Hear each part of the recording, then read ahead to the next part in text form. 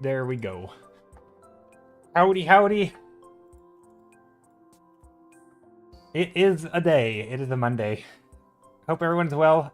Void Teddy, hello. Skittle, hello. Hope you all are doing good, doing well, and all that stuff.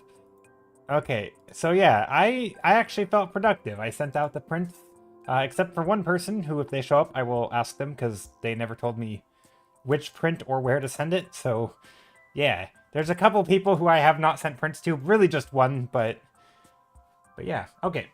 Um, art. Oh, I webcam first. Let's see. Make sure the YouTube's streaming. Looks like YouTube is. Oh, they added a big old button that says end stream on YouTube. Interesting. I've never seen that before. Is that new? That must be new. Okay. But mostly I'm on Twitch.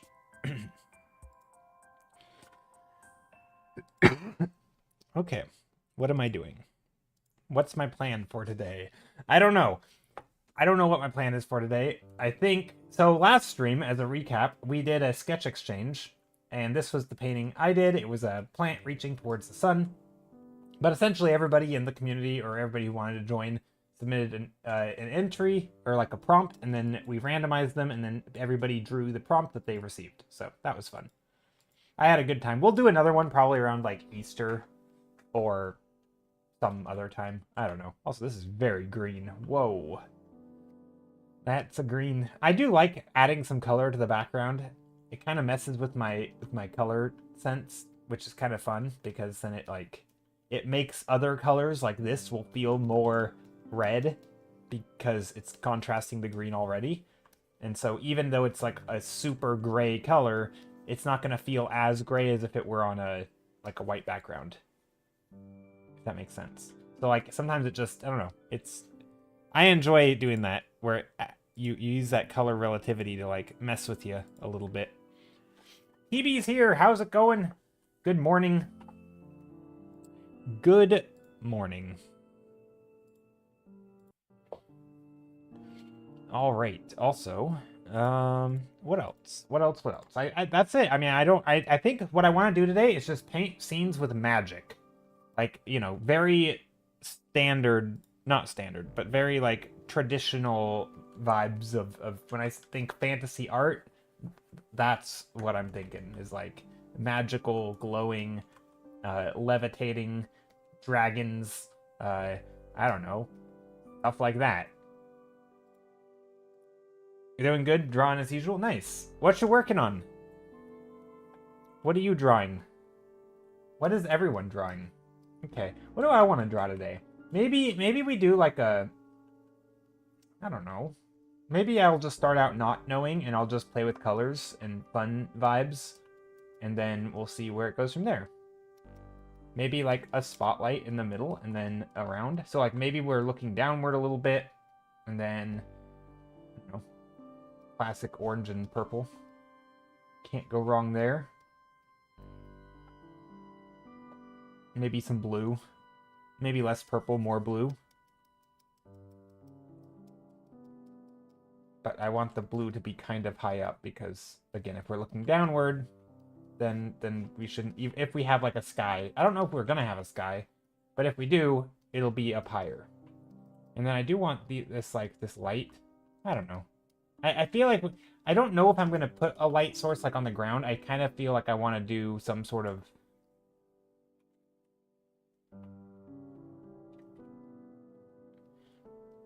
you know, a thing like this where you have shapes going in various directions or something. I mean, it doesn't have to be exactly this, but basically, you know, where we're looking downward at things.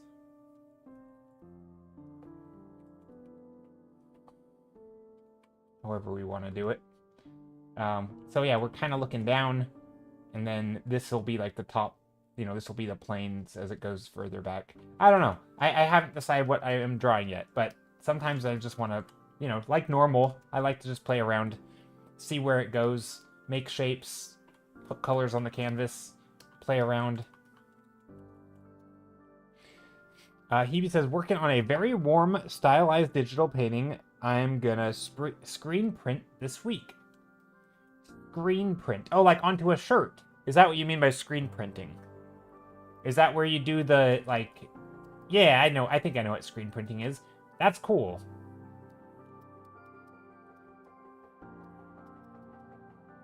I'm curious. Do you... How did you get into screen printing? Did you, by chance, get into it through, like, an art school? Because everybody I know who has gone to art school at one point or another has done screen printing. Which is cool because it's, like, a practical way to use art, and I like that, and I think that's good. But it's funny because I don't actually... I'm always curious, like... I'm not sure if I know anyone who's gotten into screen printing who hasn't done it through art school of some sort. Or, like, a class somewhere. It's cool, though. I'd like to try it one day. Make some art to screen print. I don't really know anything about it. You got into it while studying fine art? Okay. Because that seems to be the way people get into it, and I don't... At least from what I can tell, I could be wrong on this assumption, but I mean, it turns out correct this time again. But I don't know. I'm kind of, it's interesting. It's like a staple part of the curriculum or something. Hello, welcome back, Amrit Kumar. I forgot what you said to call you, but Amrit Kumar.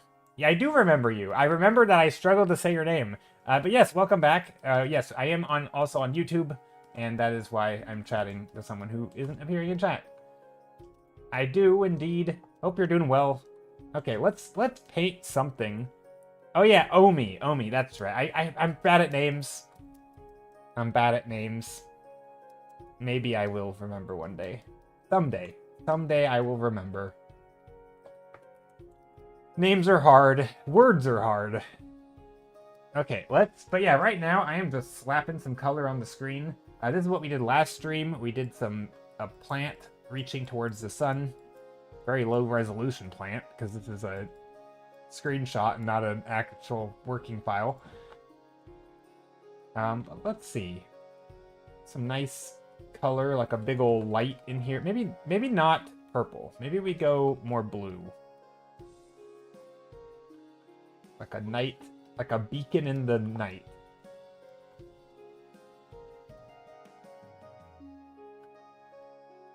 I don't know. Something. I don't think I want it that saturated. Maybe I do, actually. I'm just making shapes now. These shapes are gonna be in the distance. Oh, not like that. I don't know. But yeah, I hope everyone's doing well. Hope the day is nice and that things aren't too stressful. I don't know if I like this color. We can definitely put some more orangey color in there. I feel like if we're gonna have orange, it might maybe going around places. So like, if this thing is lighting the caverns, not caverns, but you know what I mean, like actually maybe you don't know what I mean.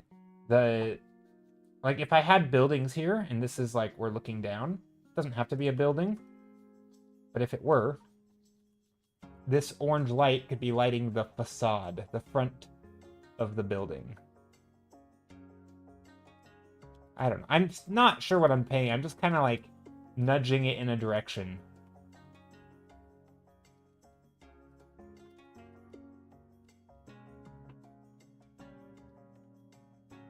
I kind of feel like that's not actually that bad.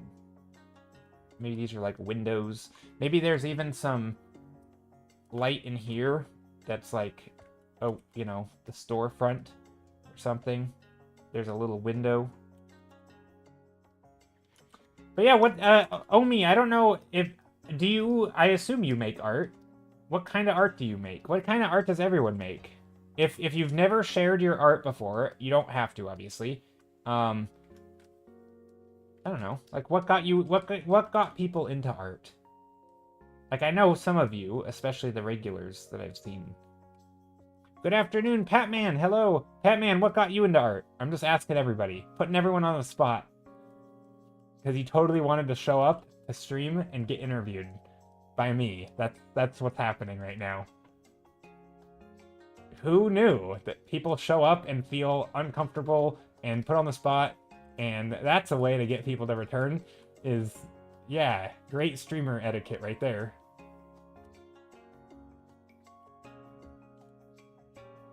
Everybody loves that.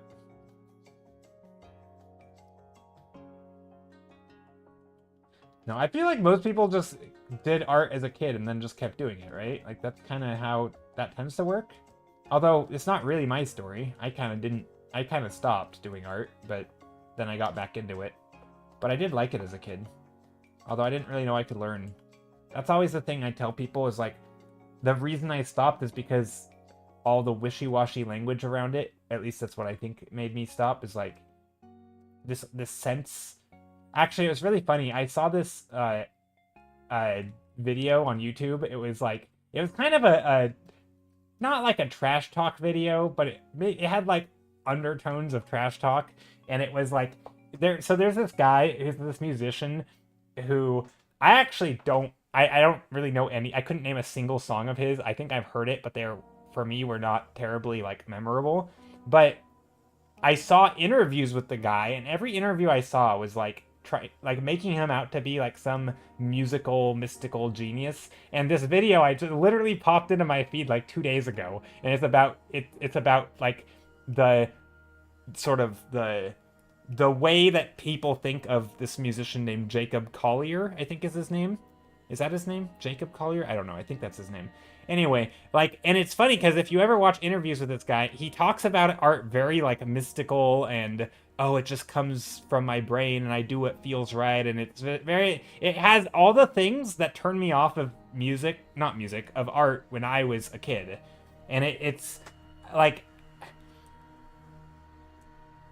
I know some people like that stuff, and I think there's an appeal to it, but for me, that turned me off of art. And it wasn't until I realized that, like, oh, this is a skill, and you can learn these things. You know, these things that feel alien right now, you could learn them, and to the point where they don't become feeling alien. And that's kind of what got me back into art, is like this realization that, like, oh, it's a skill, I can learn it too. And it didn't make it feel like inaccessible and out of reach of like a normie like me, or at least what I thought is a normie. I still think I'm a pretty normie person.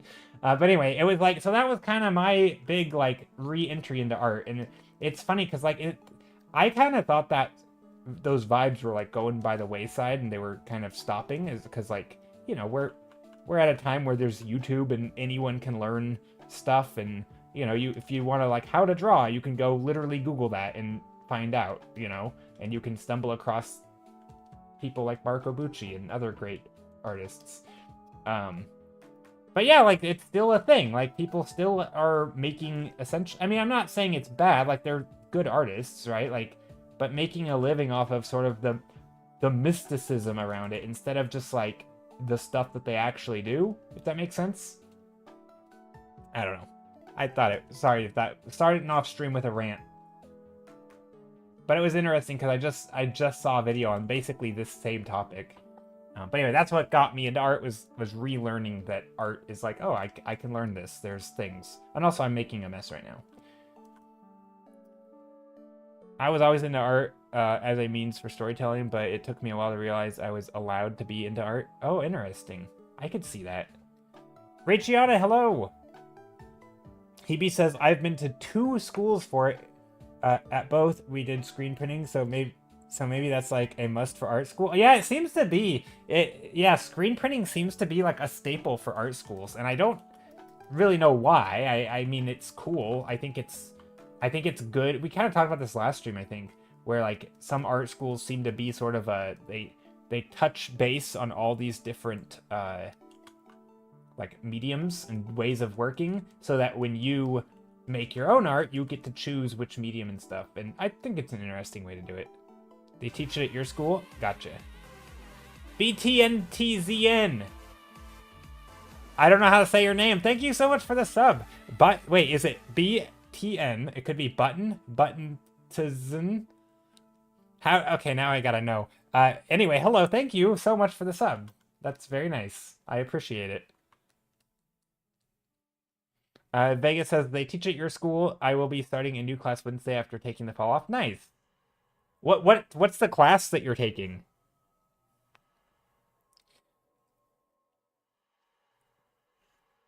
Okay, my tea's too hot to drink. This is the downside of drinking out of a metal glass or metal cup. Also, what am I working on, Asperaciana? I don't know. Something magical. Like fire. Fire's not magical, but like lights that kind of, I don't know, like magical lanterns or something. I don't know. Stuff floating throughout a city or a town. I have no idea. I'm just playing around right now. This is my warm-up. Don't quite know where it's going. I'm sort of playing with it until I find an interesting shape that I can lean into. Sort of working, speaking of sounding mystical, I'm making shapes and just moving color and pixels around until hopefully it, what do you call it? Until, you know, like this. I started with a fire, right? I'm like, oh, wouldn't it be cool if the fire made a movement? So I'm now making it have movement.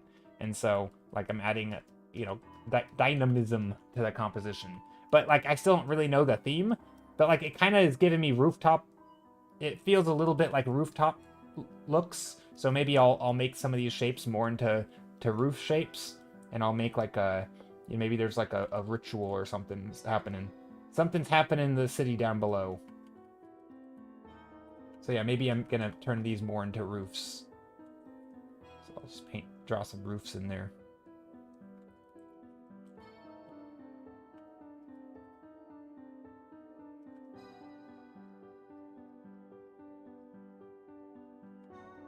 Shapes and pixels, neat. Yes, exactly. Moving pixels around. Digital painting. That's basically digital painting in a nutshell. It's just I'm just moving things around, working on basically doing multiple layers, just lots and lots of layering on top and repainting and unpainting. Is that a word? Unpainting? No. Repainting. Lots of repainting, painting over my own thing as I make shapes and figure out a more interesting shape. Again, maybe a little building here or a house that'll come down. And this light is like coming up through behind. Off into the sky, maybe. So yeah, so now I'm thinking like this is like looking over a rooftop, or rooftops, plural. And then there's like these buildings.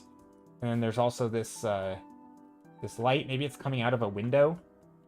So maybe we specifically make it come out of the window here.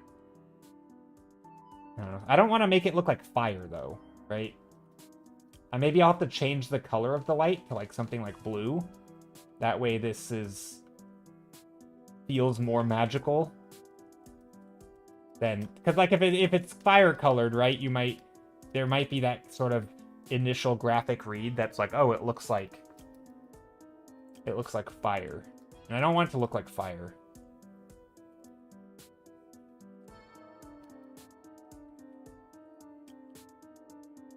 A town festival? Yeah, I'm kind of nudging it in that direction a little bit, where there's like stuff happening down below in the streets, even if you can't see them. Exactly. Wait, Hype Train? We got a Hype Train started. Commissar Skull, thank you so much for the sub. That resub. I'll be lurking. Thank you very much. That's very generous of you.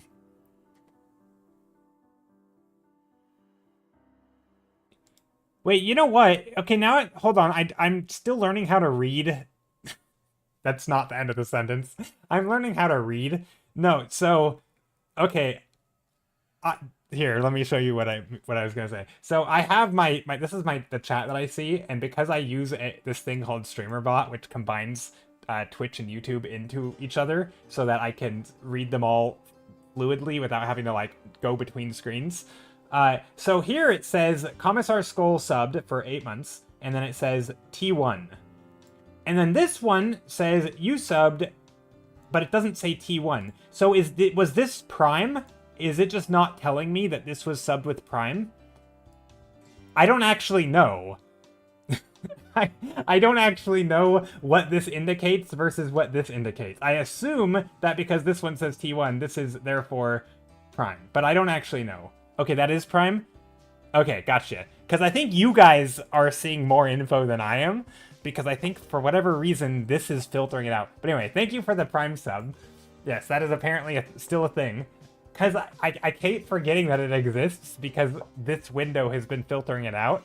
And so it's like I'm completely unaware of what's happening in the background. Anyway, thank you very much, both of you, for the subs. It means a lot. They are complete. I don't even know why it distinguishes between the two, really. Like, they are, to me, they are the same. They function as the same. I get the same amount of money from each. I think it's still 250. I think. But yeah, I very much appreciate it. But yeah, this is gonna be like, yeah, maybe a little house, and a little festival. Maybe there's a little dormer window up here with lights, sticking off the roof. I tend to say a lot, I can't really read books, as a joking way of saying I prefer audiobooks. Yeah. Yeah, no, when I said that I'm still learning how to read, I meant I'm still learning how to read this window, but I didn't know a way to phrase it. Like, I'm learning how to read, like, what the little graphics means. So I just put a comma there and just stopped. Or just put a period. I'm just learning how to read. Figuring it out. You know. Lifelong learner here. It's just a way of saying I'm very slow. No, but I think it's funny, though, because... Actually, I don't know where I'm going with this, but yeah. I'm just making, like, little shapes. Maybe there's little, you know, these buildings. We're kind of looking at the top of them, but we see, like, the front face of a lot of them. Maybe there's these big open windows. This one has, like, some green stuff going in the middle. I don't know if I want to put the ground plane in here or not, or if I want to be, like, looking up at it. And so here, maybe there's a taller building here.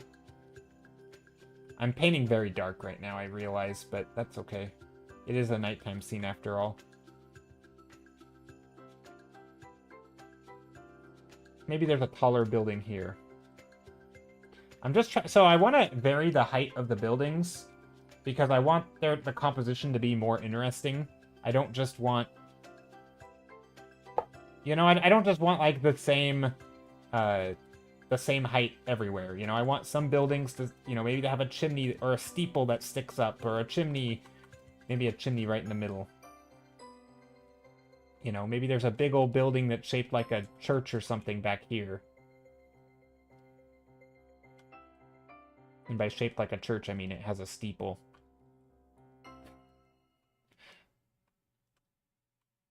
And maybe some of these buildings have, you know, maybe there's like maybe there's a hill back here with more buildings on the side. I don't know. Just something to make the silhouettes in the background kind of... Oh, flamingo check! It's the flamingo! I wasn't officially... I was more shrimping that time, but yeah. For those who don't know, the flamingo check is like when I sit on my foot a lot. So I have like one foot tucked underneath me.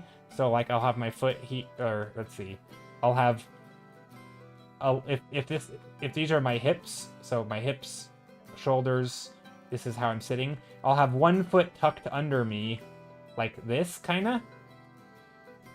This is my knee, and then I'll have my foot like this, and so I'm sitting on my foot, and I don't know why I drew my hip bones like that, but anyway, I'll sit on my foot, and so my foot in orange here it'll start hurting because this leg is sitting on top of it. Anyway, I do that a lot. I sit on my foot, and it's not good, and I call that flamingoing, or sitting like a flamingo. But anyway, thank you guys for the hype train and for the resubs. I very much appreciate it. Okay, this kind of feels... You know what? What if I do... Okay, I got an idea.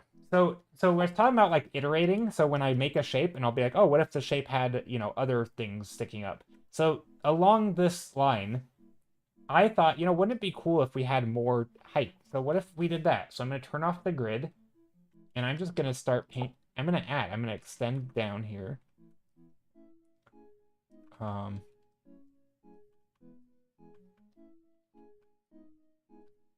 I don't know if this is going to look good. It might be stupid. But I can always bring, I can always just cut it back off at the bottom here. I sit like that all the time too. Yeah, I never had an issue with it, but now lately, maybe if I'm getting old or something, occasionally my left foot will hurt, and I don't know for sure, or my left heel, I should say. I don't know for sure if it's connected, but it's seemingly that since it's only on that one heel that hurts sometimes, like especially when I like wake up in the morning. You wouldn't think that only that one heel would hurt unless it had a connection to something that I do with specifically that one heel, and well, sitting on it might be the culprit. I don't know for sure. It's very hard for me to tell, because also a lot of times when I'm sitting on my foot, I don't even notice because that's just like it's a comfortable way to sit. And so yeah, it's kind of a mystery, but I assume it is that. So I've been trying not to do it because it's not good. I mean, I knew it wasn't good forever, right? It's never been good. Okay, do I like this? What if we do something like this? I don't know if this is a good idea.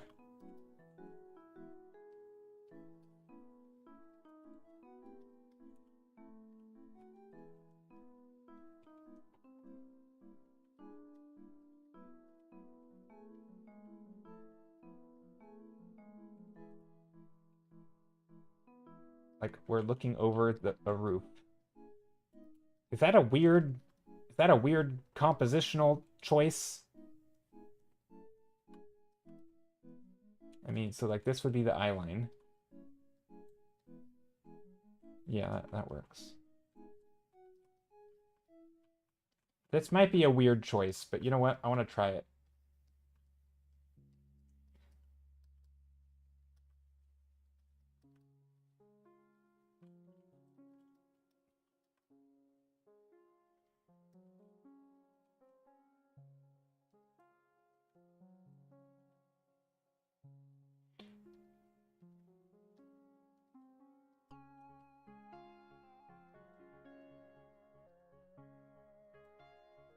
I mean, it kind of works. But now the question is where do we go with it? Is this the like a alleyway?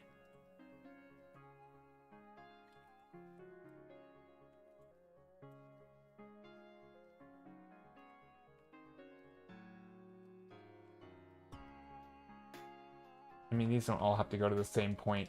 They could be rotated. But maybe I shouldn't rotate them unless I have a reason to.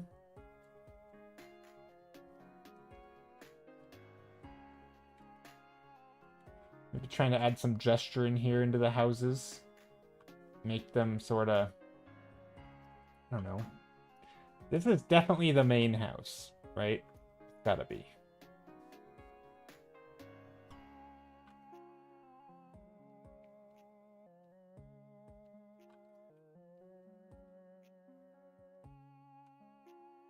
It's kind of a mishmash of things. I don't know if I like it. It's kind of fun. I mean, it's weird. Again, I don't know what's going on here. Actually, I'm not sure I like that.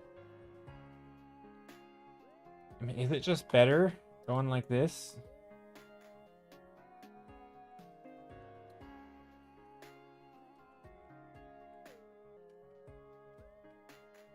I don't know.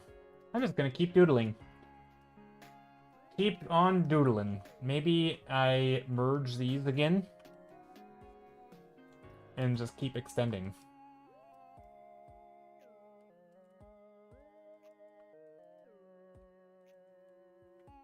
This is, again, more about vibes than it is about anything else right now. Some sky.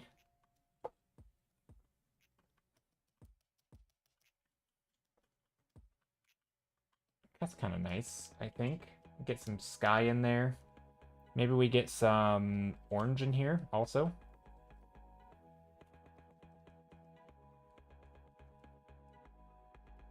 Kind of want to add some color, but I don't know which colors. I mean, orange and blue is fine. Maybe like a red. A deep reddish gray for like this roof.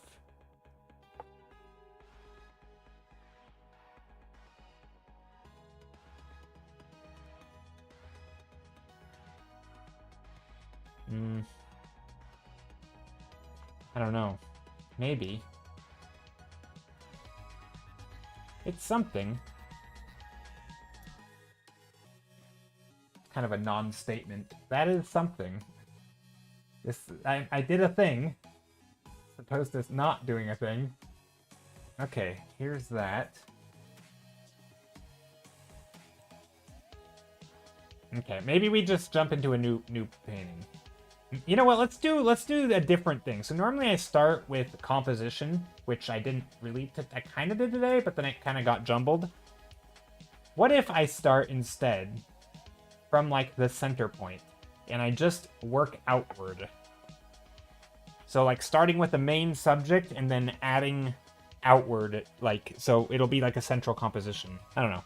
I gotta go eat, but I'll be back in a while. Buildings are looking really cool, by the way. Thanks. I don't think they are, but I appreciate the kind words.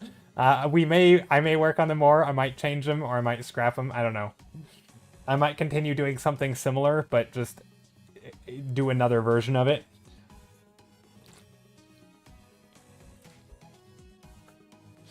I don't like to shoot down people's compliments, because I know you were just complimenting it. But I do feel like I'm not happy with it. Very hard for me to take a compliment on something that I just genuinely don't agree on. But I appreciate the kind words.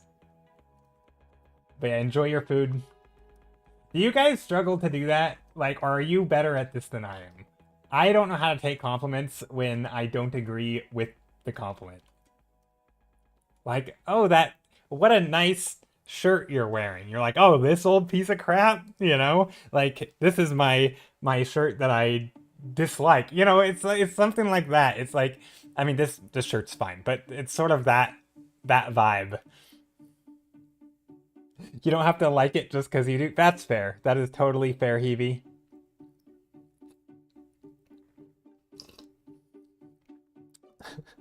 No, you're right.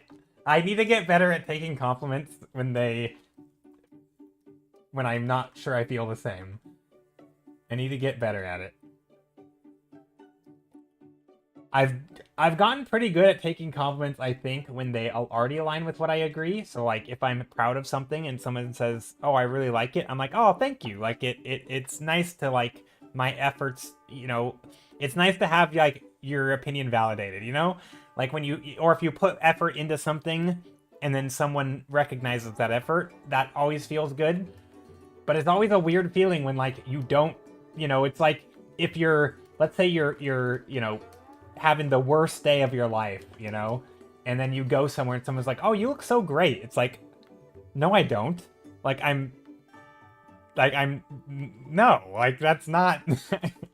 Anyway, sorry, I don't mean to make anyone uncomfortable or like, yeah, no, it's totally fine though. If anyone, I'm happy when people find things in art. I mean, that is part of what art's about, right? Is like finding things in it, finding things to like. I mean, because at the same time, I also do this. I will give people compliments. Like I think I'm okay at finding things that I can appreciate in art. Like I quite like doing that. But at the same time, it is weird when people, I don't know. I haven't quite gotten good at or used to it. I'm working on it. 2026, self-improvement year.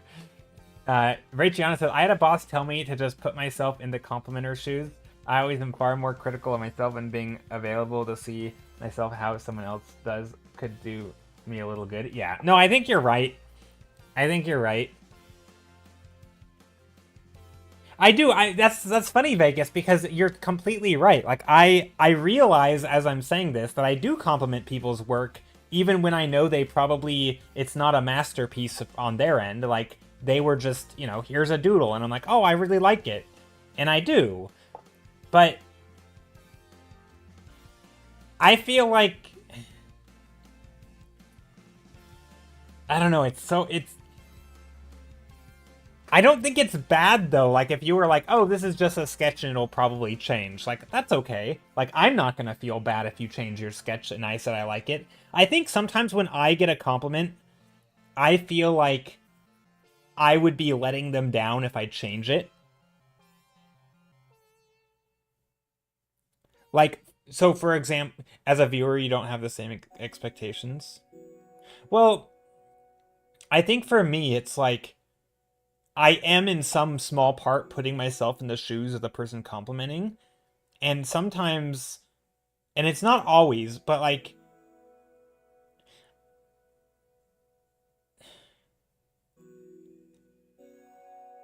I kind of think like if I'm complimenting someone on something, or like let's say like I guess I don't know, I don't know how to word this. Maybe I'm just a straight up hypocrite here. I mean, not the expectation of spectating. I think for me, it's like if someone says something, there's a part of me feeling like I'm letting them down when I change the thing that they like about it, right? It's like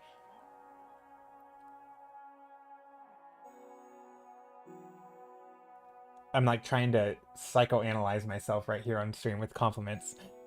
It's because like I feel this sometimes where like someone will come into stream. This happened a lot with when Rona was here more often. She would come and be like, "Oh, I really like the colors," and then I would feel bad that I immediately then recognize that I want to change the colors because I'm like, "Oh, you like the colors, and now I don't like them." Not because of that, but like I may not like them or I'm not satisfied with them. You do like them, but now I feel like I don't want to upset you, kind of, which I know isn't, it shouldn't be upsetting, but at the same time, you never know. And I think maybe it's to do with like me streaming and there's just a lot of people and I can't please everyone, but like I don't know. It's a tricky thing.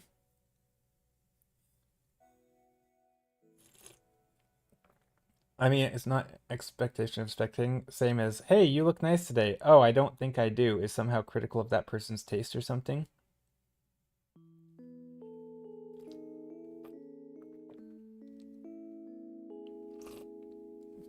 You mean, oh, you mean so if I say that I don't think it looks good after you say you think it does, that's making it sound like I'm critical of your taste?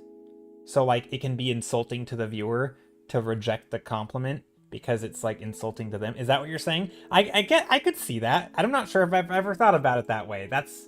I mean, you're totally, I think that's what you're saying.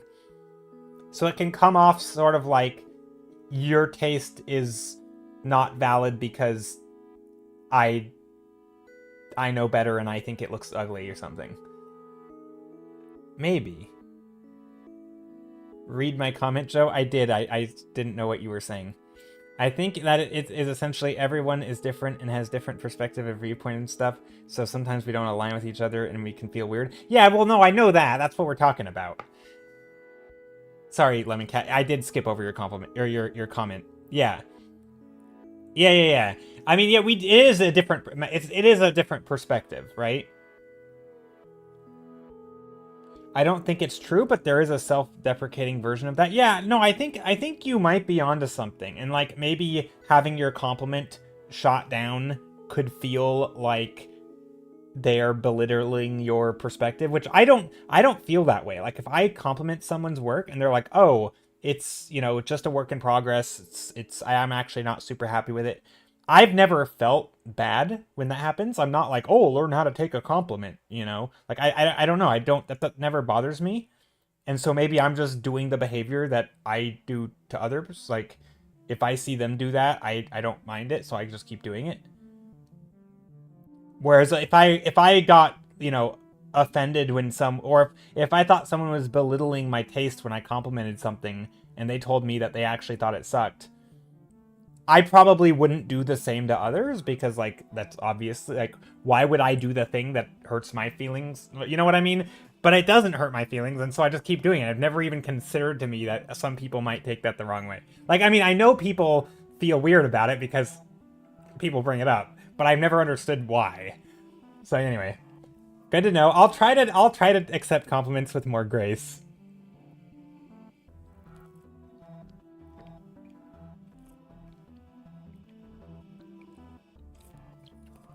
Vegas says, I get that a lot when an artist draws something that they don't like and they say, sorry, this is so garbage, and I'm thinking this looks great. It feels like they're putting me down because I thought something that sucked to them is great. Yeah, okay, that's interesting. Yeah, that is interesting.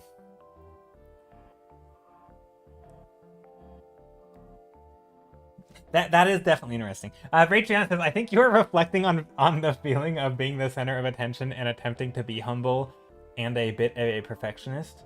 Well, yeah, that's the thing, right? Like, yeah, I mean, to me, I think that I mean, maybe. I hadn't thought of it in this sense of being the center of attention, but it's more like in some ways, I'm just narrating my own, like, expectations for myself, right? Which is a weird thing, but it's like, I mean, I shouldn't phrase it as, like Vegas said, right? Oh, this is so garbage. That's not the right way to phrase it. But it could be like, oh, I think I can do better, right? If I worded it in that way, maybe it would not come off sounding the same. But sometimes it's like, I want to do something. I'm like, oh, I'm not satisfied with this. To me, it's not so much that it looks garbage. That's a little bit hyperbolic. Is that the word? Hyperbole? Where you're like, this is trash. It's not literal trash, right? You're just saying it for emphasis. To me, it's more like, this could be better, and I'm not satisfied with it because my personal expectations are higher. But that's a different topic. That's like saying mean things about yourself and other people thinking you're being trash talking yourself. I feel like that's a slightly different topic than like not accepting a compliment. But they probably go hand in hand, right? They're probably like two sides of the same coin. One is someone says something bad and you feel like insulted because you thought it was good, kind of like Vegas said. And then the other would be like Vegas says something is good and the other person rejects the compliment. And then you feel bad because they're insulting you. And so it's kind of the same thing, but it's like, which happens first, right? Anyway, I'll try to do better. I'm going to try to do better with accepting compliments that I don't agree with. I don't know how to, like, it feels distant, like, yeah, I don't know. Vegas says, I remember David Finch was drawing some hands and he apologized the hands were so bad. All the while I was thinking, I wish I could draw hands this good. Yeah, I mean, I've had people mention things similar where it's like, I'll say, oh, this is terrible. And they're like, this is better than I could do ever. You know, it's like, well, no, I'm not saying like it's objectively bad, right? I'm not saying if you made art that looked like a sketch of David Finch, that it would be a bad sketch. It's more that when David Finch is saying this looks terrible, it's more like if you've had expectations that were holding him to his previous standards, he is not adhering to his previous standards because he has his other standards. And like, he's not meeting David Finch's standards, right? And so he's apologizing to people who had maybe expectations of like seeing the work they might know him for or something, right? Like, if you came in expecting something, he's sorry that you're not seeing that thing, you know? And I think that's like, I get that perspective. I understand the David Finch saying, oh, this is terrible hands. If I were the viewer, I wouldn't, I mean, I might also say, oh, I think they're great as like a comeback kind of, like, oh, I think they're good. But like, I also totally understand why he says that, and it wouldn't like, I don't think that would be being harsh. I don't think that's him being down on himself. Like, I think that's just how you get better, is like by being critical and constantly striving to improve. And so, yeah, it's a tricky thing. Anyway, sort of philosophicalness going on right now. Anyway, I'm gonna drink some tea and then I'm gonna go back to painting. Raytheon says compliments aren't intended to breed agreement and alignment. They are just an expression of someone verbally celebrating a thing in front of them. Yeah, that's fair. In their own context, their own filters. None of your own context or goals or intent or expectations. Just human condition. Yeah. No, I think you're right. And I think it's easy to forget that, especially like you said, it sort of, I mean, I don't like the phrase center of attention, but like if you are the person on stage, right, or the person performing, and like from your perspective, it is going through that filter of like some people are here to see me do a thing, or some people are viewing my art. I mean, it'd be kind of like I mean, even on like social media, right? You post something and there's sort of this like you're sort of aware of that image, right, that you've made. If someone were to like sort of zoom out, scroll through all your work at once and kind of get an overview of it, right, there's kind of a vibe. There is an overall impression of what kind of work you do, what your skill level is, what you've worked on. Like there's sort of a big picture. And then when you do something that's so different from the big picture, you're extremely aware of it. You are aware that it's not the norm. You feel like you need to be like, oh, I'm aware that this isn't as good as my normal stuff. Sorry, it's not quite up to that level.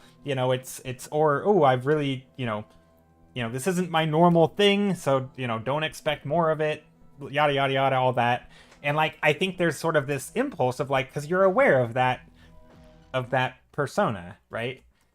And it's not that you're saying this work is objectively garbage, right? You're just saying, I'm aware that it doesn't align with the stuff that I normally would be comfortable putting out. Which is completely different, but than what a compliment is about. But that's like another aspect to it, which I think I don't know. But that is interesting though. Anti-Link, hello! But yeah, you're completely right, Gianna. That it is very much like they're not doing it because they think you need to agree. They're just expressing that they like it. But again, I think that's where then I feel bad if I then change a thing, right? Because there's part of me that recognizes that, right? I recognize that when people say they like something, that they're just saying they like it. Like, that's it. They like it. Well, now I'm changing something they like. And that makes me feel like I'm letting them down even more, And it's like this wanting to please them. Am I paying someone to like be my therapist right now? But yeah, I feel like there's like this either way you look at it. Yeah, humans are funny. Yeah, they are. Humans are strange. Anyway, let's make some more art. Also, what's happening here?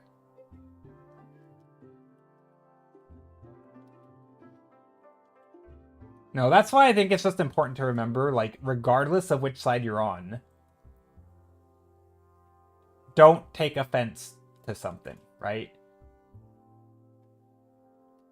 Like, because there's always a perspective where A, it doesn't matter, and B, there was no reason, like, it wasn't intended to hurt, right? Or the opposite is true. Like, if someone says something nice, like, I don't know, it's almost like... I'm not sure what I'm saying. It's very, yeah, context dependent. There's a lot of different perspectives.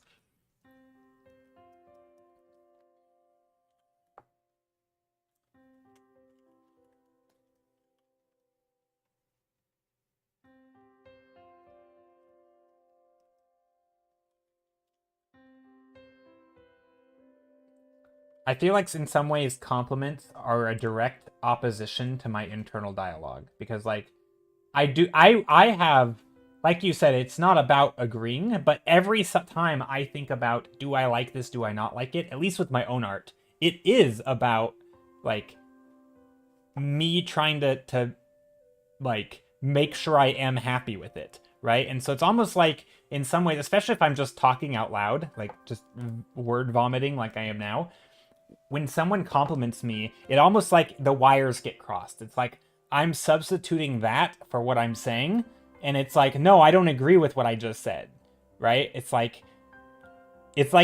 almost like I'm forgetting for a moment that it's another person speaking because I'm just substituting it for the way that I'm thinking. Like, I'm constantly, literally like every other brushstroke, right, is like a, you know, does this shape align with, you know, like, is this thing in perspective? Yes or no? No, I don't like it, right? It's not meeting my expectations. Gotta fix it. Not good enough.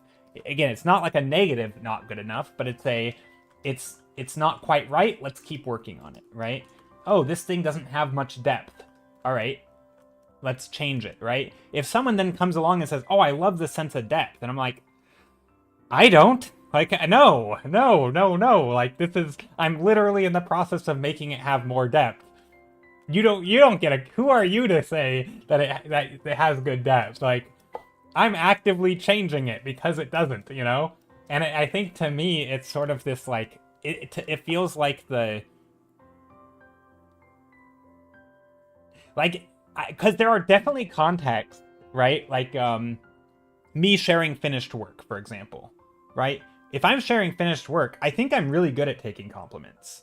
Because one, I already approve of the work, and so I'm not in the process of making it, right? Like, it's out there in the world. If you say you hate it, if you say you love it, I honestly, like, it's nice to hear nice things. If you say you hate it, whatever, it's done. You know, I've made my choices, I've made my peace with it. Doesn't really bother me. But when it's like a work in progress, I'm still in that process of, like, constantly evaluating it. And in some ways, I don't want to be influenced by someone else saying they like it. Like, I don't want to be in a position where I feel I need to take that factor into consideration. Like, I just want to make the work in a way. You know what I mean? It's almost like a subtle critique, kind of. Like, if someone says they like it, it's almost like, I like the direction it's going, kind of thing. And I know that's not always what people mean, but when you're in the moment and not really thinking and you're just going with the flow, that's sort of like how my brain interprets it. Is like, take your compliments elsewhere. Yeah, you take your compliment and you go away with it. No compliments allowed here. This is a compliment-free zone. Only mean things are allowed to be... No, that's not nice either.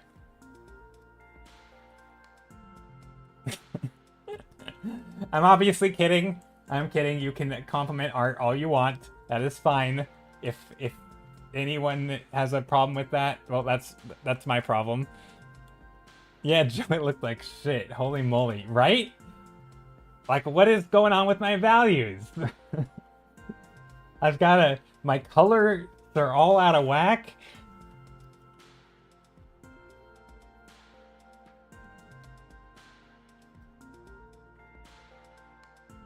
No, it's still, I don't know, I love this topic because it's such a weird, like, it's so weird. Also, I don't know what I'm painting. The colors are cool. I like the vibes here.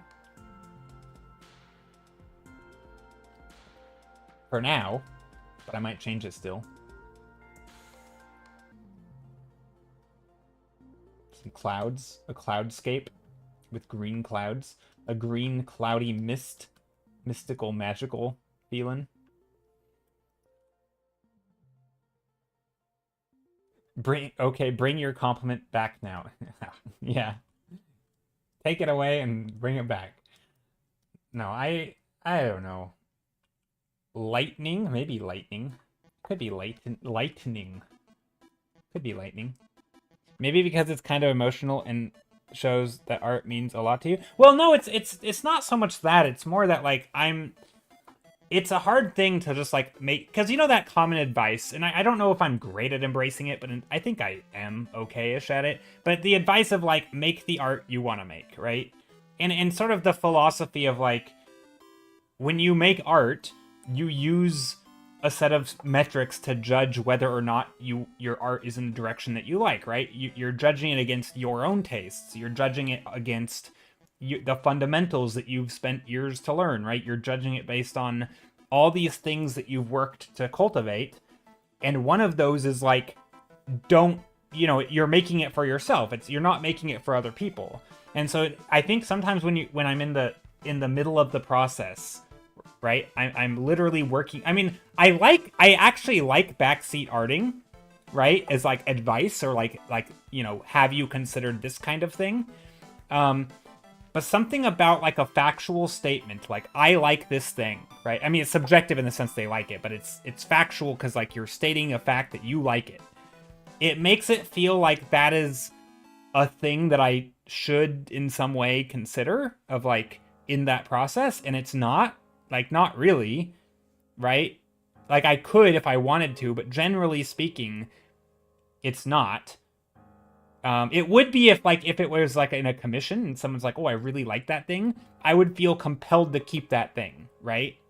But when I'm doing this on stream, if someone says they like it, now I feel like I'm at a crossroads where like, I don't want to discard it.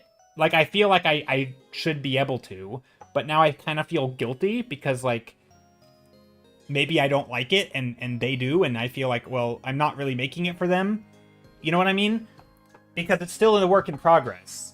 And it's not about it being emotional. It's just, like, the way that my head is oriented, or not the way my head is oriented, the way that, like, my headspace, like, where I'm at in the moment, is in a place where a compliment is indistinguishable or almost indistinguishable from like my internal dialogue, like this constant back and forth of like me saying to myself, do I like this, do I not, do I agree with this choice I'm making, or do I not, where do I take this, where do I not take it, what needs to change, what's good, right? And so when you throw in something into the mix, it's very hard for me to like step back, remember it's a compliment, say thank you, and then kind of like not brush it aside, but then just go back to what I was doing. Like, I don't know, it's very hard for my brain to make that switch.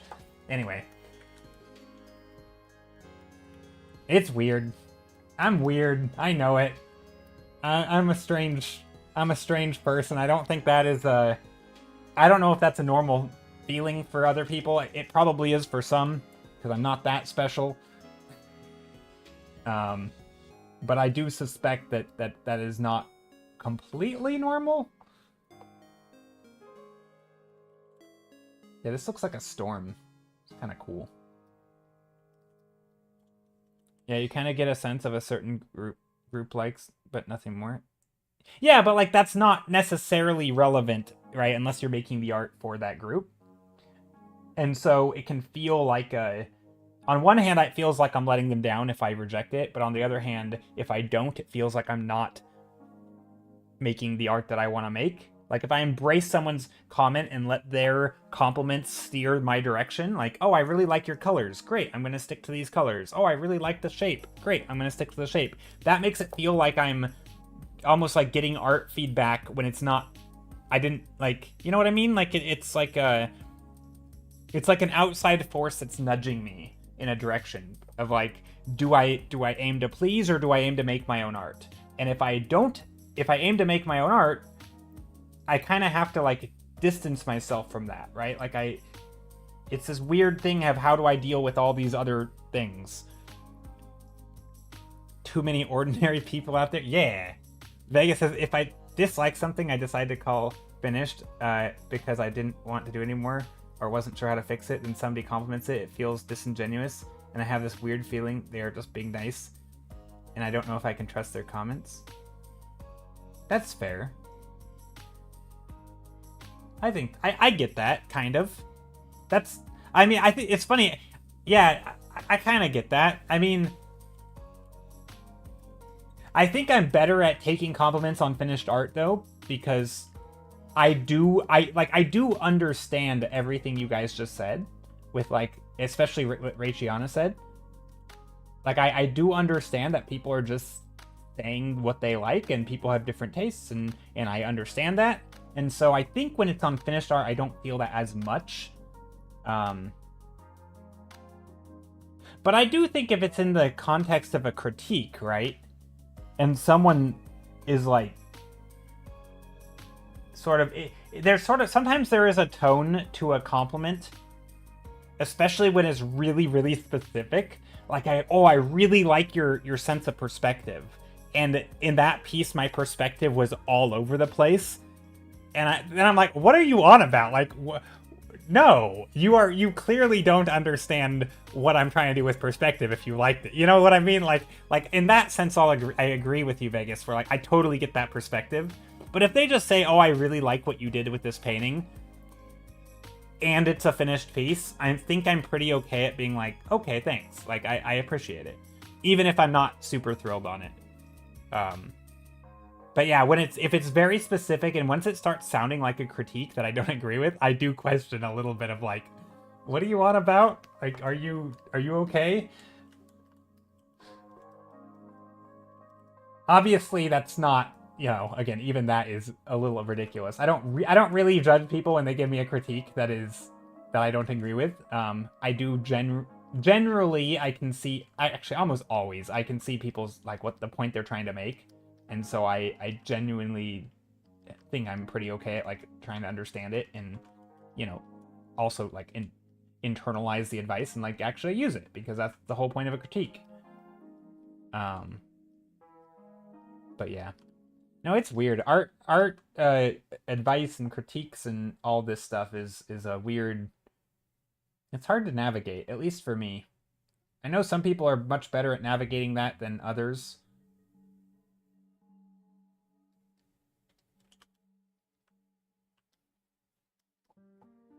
For me, a lot of it is like there was a book I read a while back. It was a couple years ago probably. It was something about like communicating and just like talking people and having like discussions and arguments. And a big thing was like a lot of times people are having different types of conversations, right? So one person might come to another person and want them to be like a, you know, lend an ear kind of thing, just like they need to vent, and the other person thinks that they're trying to solve problems and like there's a conflict. Or another person thinks that, you know, they're like there I think there's like 3 or 4 different like ways that a conversation, like the problem or why a conversation might be happening.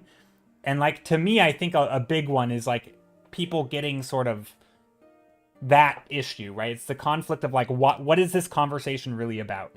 And I think if it's in a context where it's really clear, I have no problem, right? If it's a context like, hey, I need a critique, I don't really care what you say about it, right? Whether I agree or don't agree, it doesn't really bother me, because it's a critique, and I understand that like your opinion's your own, and it may or may not be relevant to what I'm doing. I will still try to learn from it, regardless of whether I totally agree with it. But like, I will at least do my best to see it from your perspective, and it's gonna work out. Like, that's a easy scenario for me to be in. It doesn't bother me whatsoever. But I think there are times where it gets a little bit more wishy-washy, where like one person is sharing art, but someone else's compliment sounds like a critique, but it's not, or maybe it is, and you don't really know. And it's like you're basically in between all 3 modes of conversation. You're not really sure what to make of it. Like, do they? Anyway, it can be a tricky environment for me to navigate, I think. Raychion says, when I was taking my architecture exams, I was so stressed. I called my mom the night before my final exam, and of course she said, "You're so smart. You're going to be a great architect. You'll pass." And of course I didn't like that conversation. You have no clue, Mom. I could totally fail, right? Yeah. Yeah, telling people that they're good at a thing when the reason that things are not going well is because they don't think they're doing well is, in my experience, not the most, is not the best advice when people are in that. Like, you know, like if someone just screws something up, it's like, oh, don't worry, you're great. No, the reason is because I'm not great, you know? It's, yeah, I think I get it. But yeah, it's like, obviously your mom was just trying to be helpful, right? But it's so easy for those conversations to be, it's hard to interpret them any other way than that. And at least for me, it's like if I'm struggling with something, the last thing I want to do is have to do more work to remind myself of like how to accept it. You know what? Like, okay, how do I word this? Like, if I'm struggling with something, and you know, there's a lot on my mind, let's say, the last thing I need is to have another thing on my mind to try to untangle how to understand what you know what I mean? Like now I have to take what you just said and untangle it, in addition to deal with all the crap that I'm dealing with. And it's like, that's just a lot. Like, can you do the work and meet me where I'm at rather than me trying to meet you where you're at? Because I'm the one who's struggling, you know? Or like, if you're struggling, I shouldn't put you in a position where you have to understand me, right? It should be me trying to understand you so that I can help you, right? You shouldn't have to do additional work, right? That feels backwards. Like a person, and isn't this like a movie trope where like person is struggling and then they open up and confess and the other person gets stressed out by them hearing their struggles, that the person who is struggling now has to also console the person they're talking to. It's like it'd be like, you know, calling up your mom because you got in a minor fender bender, and like, hey mom, I was just in a really small car accident, you know, little fender bender, and then your mom starts freaking out, and you're like, no mom, it's okay, please don't stress out, I'm gonna be okay, and like now you're the one having to console her, and it's like, what is happening here? Like, didn't you call for comfort, and they are now you're comforting them? I feel like that a lot. That's, I mean, not a lot, but like I feel like that with art comments a little bit, where it's like, it feels like sometimes I'm having to do the extra work because I don't feel like I've been met on where I'm at. Right? You know what I mean? And so it's like, I don't know. Sometimes anyway, it's weird. I'm weird. Maybe I'm not. Maybe I'm normal. Maybe everyone else is weird, or maybe everyone feels this way.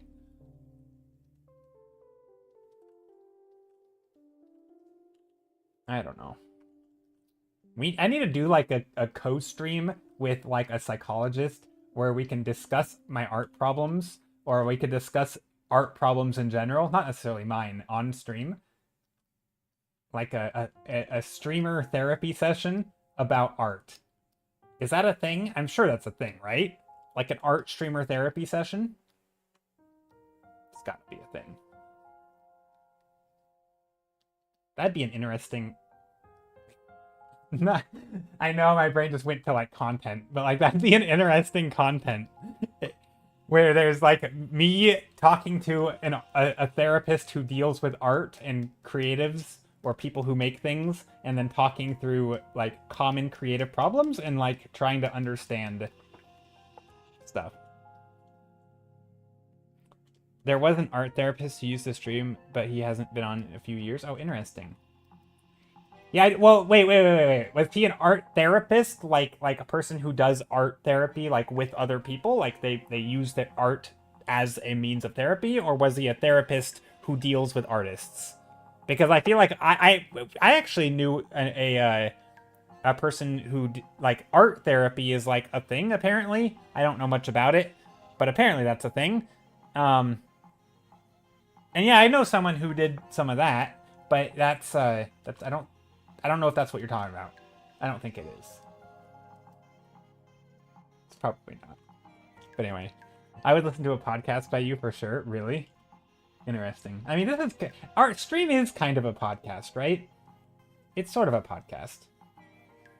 Like, I don't think most people are, you know, eyeballs glued to the screen watching me paint. Like, it's not that exciting. Also, this feels like a road. A road with a yellow line going in it. With like storm clouds. I don't know. He had a degree in therapy and used primarily art as a way of doing therapy. Okay, so it is the second version that I was talking about. Like the person who uses art as a means of therapy. Gotcha. Yeah, no, I knew someone else who did that. I don't remember if you... Gosh, what was their name? Why am I so bad at names? I should know who they... Maybe they're lurking. I don't know. Yeah, no, we had a viewer who did that. Or at least they were going to school for that. And I thought that was cool. But no, I guess I'm more talking about like an actual, not, okay, sorry, that I almost said a really demeaning thing. Not an, I like someone who is I guess that they are primarily a therapist, but instead of using art as a means for therapy, it's more like talking about the struggles of artists, right? Like things like whether it's like confidence issues or, you know, other people judging you, or like I don't know, imposter syndrome, like all those things, right?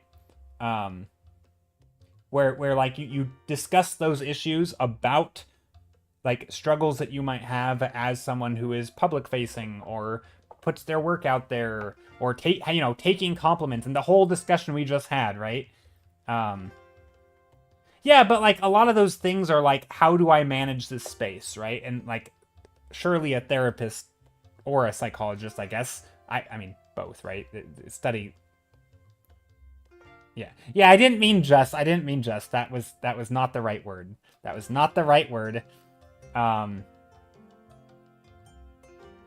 Yeah, but like talking through those issues of like, how do you navigate that space so you don't both feel like you're, you know, abandoning your own way of doing things and also not alienating other people. Like, where's that middle ground? How do you navigate this space?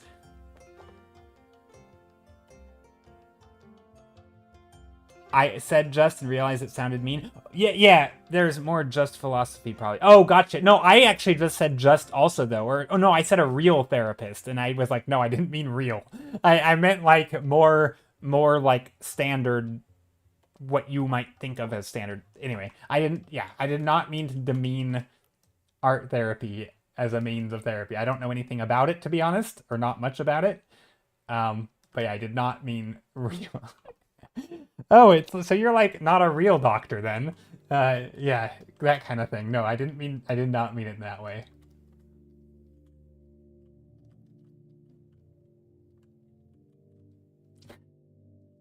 But I can understand how it would sound terrible. We're just accidentally being complete jerks here on stream.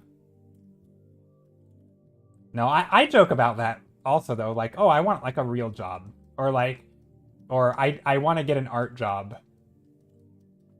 So I'll say like, because I don't really consider myself having a real job. I mean, because it's like minimum wage, right? But or like low, not really minimum wage, but it's like low level. And like that to me, I'm not demeaning, I'm not trying to put down other people who are in my position, but like it's kind of a joking way of being like, you know, I don't know. It's probably not a great way to say things either. But I feel like most people could be able to understand what I'm saying through context. Also, what am I painting? I think lightning. It looks like lightning. Trying to paint lightning. Kinda. And then as I'm painting, it also looks like water. It looks like waves crashing down. So is it water or waves? Or both? Raychiana said, my cousin, when he was young, was supposed to talk about his dad's job in his grade school class one day. My dad's a doctor, but not the kind that helps people. He's a PhD. That's funny. Yeah, that's basically what I just did on accent. But yeah, no, that's funny. I always enjoy that. And like, you know what they mean. It's just like, you don't know how else to say it, you know? Like, oh yeah, I'm a doctor, but not like that, you know, not the kind that helps people. I don't actually help people. That's great. I love it. I mean, I'm sure there's plenty of cartoons and comics about that, right? Of that sort of skit right there that just played out. Vegas says, I mean, therapists are psychologists, basically. Yeah, one just is practicing it, and the other might be, like, research. Like, it's just different of, like, what you're doing. I just tend to think therapist is closer to a talk therapist, whereas psychologists are more research and active therapy, I guess. Yeah. I think there's just a different, like... There's a term for it, right? I don't know what the term is. But it's just, like, clinical versus, like, research, I guess. I don't know if that's the actual distinction, but there is a distinction there. But yeah, it's just the same stuff, right? It's kind of like people who research medicine versus the people who practice medicine.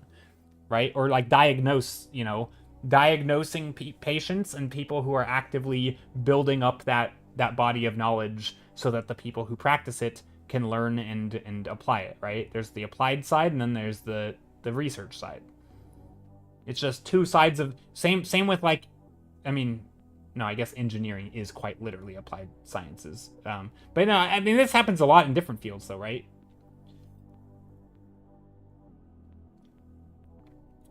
Did you do? Yeah, so I have a college degree in landscape architecture.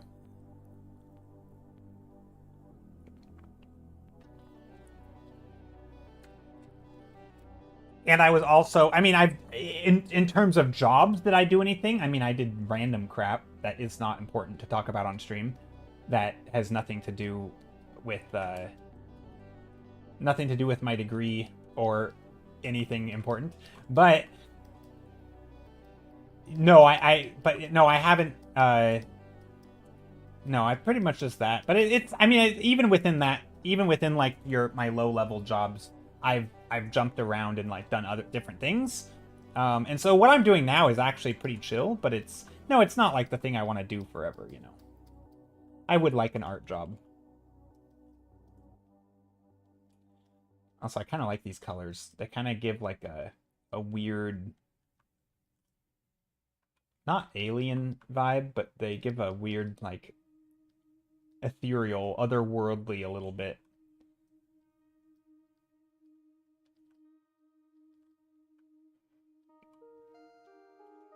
Ooh, oh hey Rihanna. Wait, Rihanna, hello. You said hello earlier, I think, and I you said hello and I saw it went in my brain, but I was so busy ranting I didn't say hello properly. I see thunder clouds on a road. Yeah, it does look like thunder clouds on a road. It looks like that one movie. You know that, I don't know what it is, like Lionsgate or something. It's one of the movie cinemas, or one of the movie, whatever you call them, companies, where they have like the big road that they zoom in on. There's thunders in the background and it zooms in down this like long road that's super straight and flat. This goes off into like infinity. You know what I'm talking about? It's one of the big movie names. I don't know what it is. It kind of reminds me of that. This is not quite the same though, but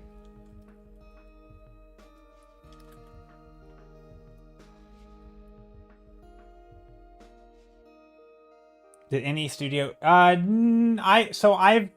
had art jobs, like small stuff, but nothing major. But I haven't really applied. Interstellar. No, not a movie itself. Interstellar is a great movie, by the way. No, it's a like a company. You know how at the start of every movie, there's like, Pixar will have the little jumping light bulb that'll turn its head towards the camera, or there's the Disney will have the fireworks and the castles, right? You'll have some of them like the Lionsgate will have the roaring lion. You know what I mean? Like all these intros. It's one of the movie studios has a road in 1 point perspective. You're going down this road. Sometimes it's like just the road and then it tilts up and there's like a big skyline and clouds and thunders. You know what I'm talking about? I don't know which company it is. And you could probably chat GPT it, to be honest, and just be like, which movie company has a road with cloud thunder? I don't know how you'd ask it. Bruckheimer, maybe. Bruckheimer? I don't know what that is. Possible. I know the scene you're referring to, but I can't place it. Yeah, it's like it's in my head somewhere. I don't know what it is. It might be that. I don't know what that word means, but let's Google it.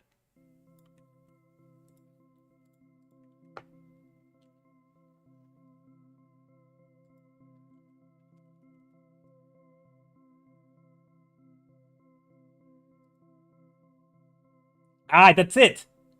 I think that's it. You're right.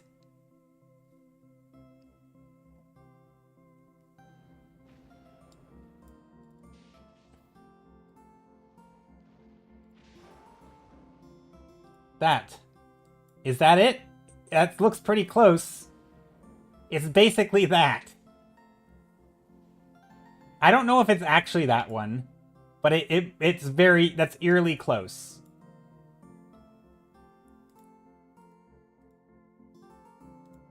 If that's not it, then I don't know. Bruckheimer. Okay. Gotcha. That you think that's the one? Yeah, good recognition. Did you have to Google it, Raytheon, or did you just know it? Because that's some crazy trivia right there. If you knew that, like that's actually insanely impressive to recall all of the studios and their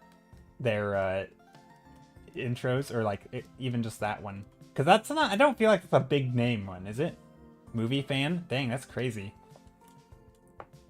I didn't even know that was a studio that existed, to be honest. Like, not by name. Movie fan powers. Isn't it missing a tree and a crow? They're probably a little different. Typically, don't studios, like, when they do those, they do little riffs on their own intros. So, like, not all Pixar animation has the same... Like, it'll all have the lamp, but they don't always have the lamp in the same way, right? I think a lot of times they'll have like the lion roaring, but they don't all set it up the same way. You know what I mean? So there probably are some with like different things. This would be my guess, but I don't know. That's an interesting. We could do research for it, figure it out.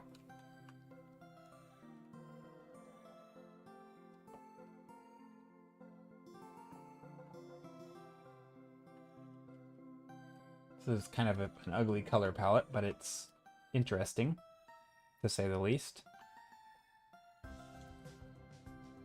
Let's add some nice blue in here. Nice cool colors.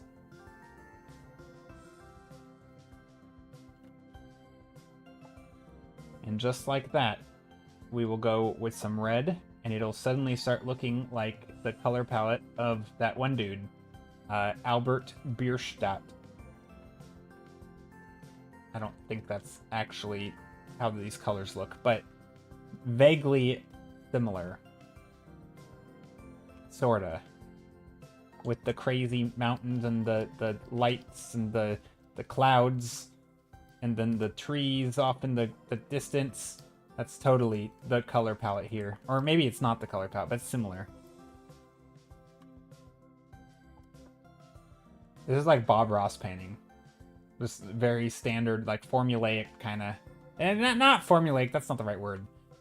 But like you have like the lake with the reflection, and then the trees. But I'm having fun with it. Hey, Iron Matt. Hello, Vossi. Isn't the missing training group? Yeah, probably. Zumello. Hello. Hope you're doing well. Hope the days are going good. All of the days. You know what's crazy? We're almost like we're over half through January. We're like 2/3 of the way through, and it doesn't. I don't understand how. I feel like it was literally just last week was New Year's. I hope this year goes quick because I have a hunch it's gonna. I don't know. I don't want to get into politics or anything, but like, oof, this year's already off to a start, isn't it? Depending on where you live. I was very wrong. I mixed. Ooh, let's take a look. Ooh, oh yeah. Yes, that's a good scene. I like the scene, the drone scene in Interstellar when they're driving through the wheat. Did you know? I saw a little thing on this where they filmed it. It was literally just some dude's wheat farm in like, I don't know, like Norway or something. It was just some dude's wheat farm, and it was like a real place. And they drove through, and there's like a whole story of. Or not wheat, corn. Yeah, corn. Sorry, corn, not wheat. You're right, it's corn. But yeah, they drove through some dude's corn farm or cornfields, and it was like there was like a whole thing because like they had to actually find that location because they couldn't. Like, they didn't want to like do it fake, right? And a lot of the movie is CGI, but like that part was real. They actually drove through a. Anyway, I thought it was neat. But like, there was a story or an interview of them explaining like them trying to just track down farmers. Hey, can we drive through your fields? It was like a whole thing, I guess. I don't think it happened exactly like that, but I remember watching something on that. No, that was a great. I really enjoy that movie. It's got to be like one of my top 5 movies of all time. It's just a good, just a good fun movie. It's also one of the only movies, for whatever reason, that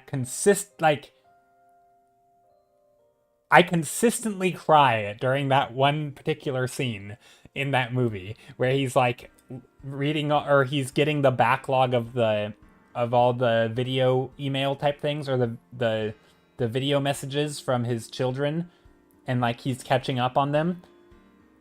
That scene just destroys me. I don't know why. But yeah, good movie. I really enjoy it. That's a movie that I'm always like, I always enjoy watching it, and I can rewatch it basically forever. It's just a good movie. You've only seen that movie once? I'm surprised, Vegas, considering like, you know, you're very much into sci-fi, which I think for me, what's really interesting is that that movie came out at a very similar time as The Martian, and they were both like extremely good movies in my opinion.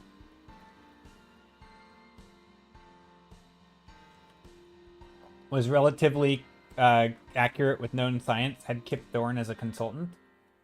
Yeah, they got a lot. It got a lot of praise for like for certain things. And actually, wasn't how it depicted a black hole like really accurate? And then we only later actually got basically that photo in real life. We eventually took the photo that Interstellar had replicated, and it was basically the same. Like it was. Maybe I'm making that up. Is that real? I feel like their depiction of a black hole came before we actually had the photos of the black hole. And like some 10 years later, or 5 years, 10 years later, we got the photo of the black hole and it looked the same. Like that was really cool.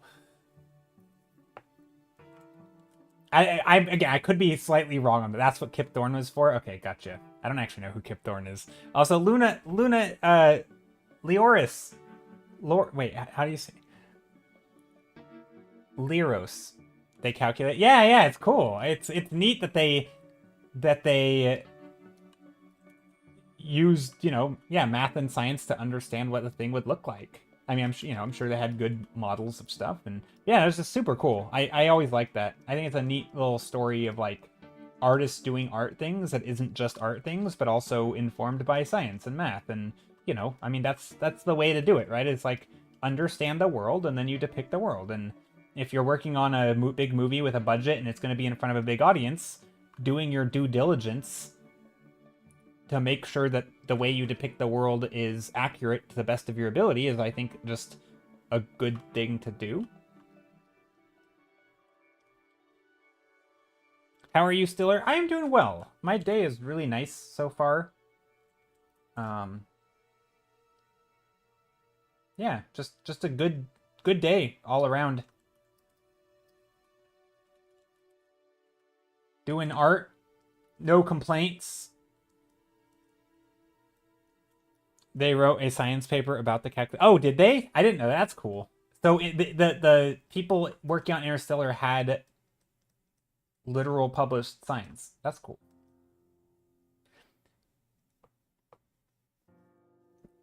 You know what bugs me a little bit? Not really, but it kind of annoys me. So a lot of companies do a lot of like R&D and a lot of their own research, and they, depending on the company, they have, access to tons of data, and they will basically have their own papers and their own science being done about stuff. And a lot of times it's never made public. There are companies with like secrets basically of how things are done, and like, whether it's like human behavior psychology type stuff, and because they have access to all this stuff. It always bothers me how like a lot of that stuff is not as public as like I feel like I don't know. It's weird when you have like discoveries about things that you keep. I don't know, just so weird to keep a secret. It rubs me the wrong way a little bit, because to me like science and knowledge is like a thing that should be shared, but it's just I kind of get it, but at the same time that's capitalism at its finest. I know, it's just like this is one of those things where like I understand it, because if that knowledge is helping you make money, but like could we not make the world a better place if some of these like things that you've discovered about I mean, I don't know how much this exists, right? But the fact that like there are lots of companies who dump tons of money, and they obviously have results of like they know stuff, and occasionally things will be leaked internally, and then it like makes a big fuss over on the internet. Capitalism doesn't care about making the world a better place, just putting more money into investors' pockets. Yeah, no, I'm aware. I'm aware. You've been here. You've been to this stream. You know that I know that.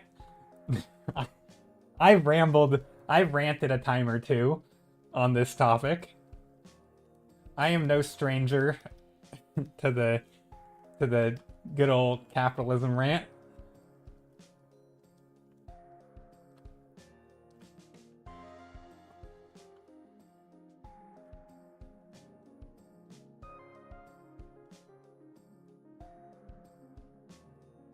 So I like this thumbnail. This one's fun.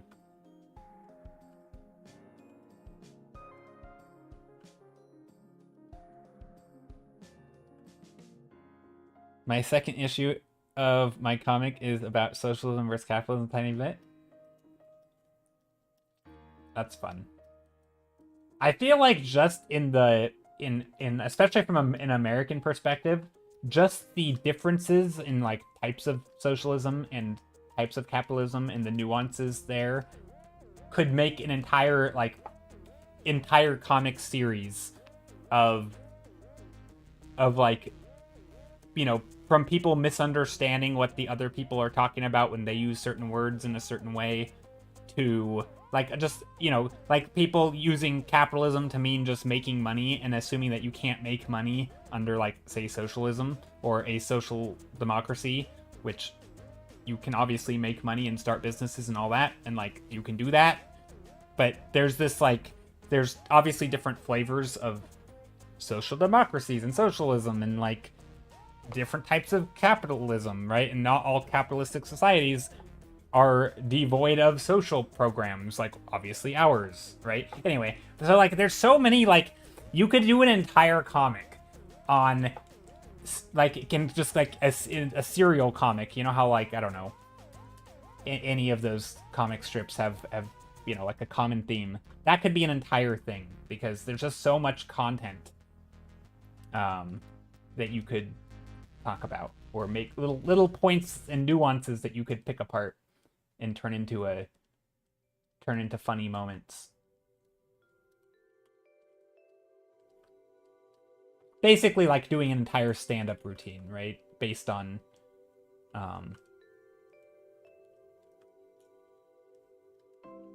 any of those things. Okay, also, what am I doing here? I don't know, but I like it. I like these little dark lines here. This was gonna be a boat. I always like putting boats in rivers. It just adds like a little something right there.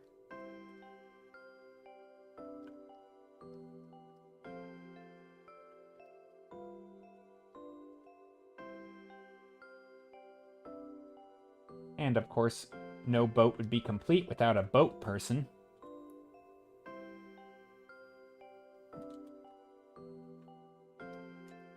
And that's what I'm calling him, a boat person. With a hat. He got a boat hat. A fishing hat. It's not a very good boat person. Doesn't even look like a person.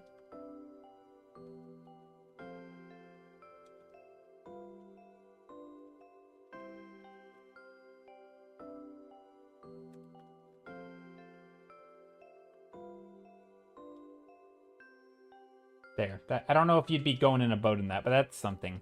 The other way around is seen worse. Monsanto? DuPont Monsanto? Yeah, yeah. Wait. I don't quite know what you mean by the other way around is worse, but I do know of the DuPont and Monsanto stories and how they're can be terrible. Um,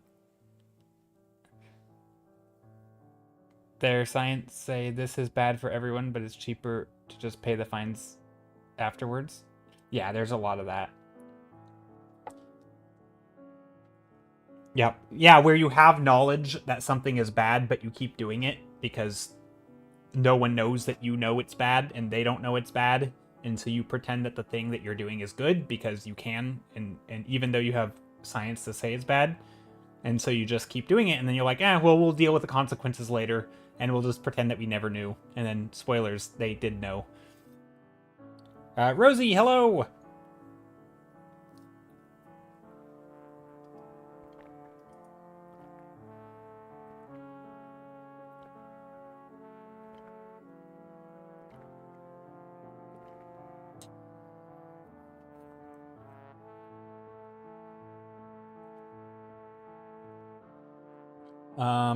I'm back. How's the painting? The painting is going.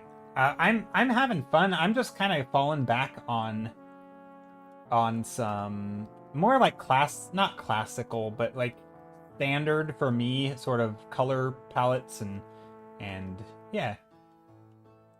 Like this one's very much in my wheelhouse. This is a thing that I've done a lot before. I like it. I like this kind of painting. You have like a start at the top with a little bit of a blue and a gray, going down into like a yellow and a green, and then maybe some red. Yeah, number 3. Or number 5, yeah. I'm not going in order, so the numbers don't make any sense, but yeah.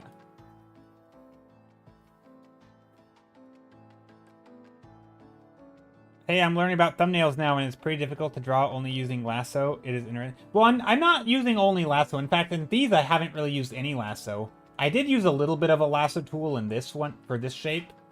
But I think, Rosie, so for me, which you probably... I don't know why I do this, but a lot of times I'll respond to someone's comment and then talk to them as if, like, they're all of chat.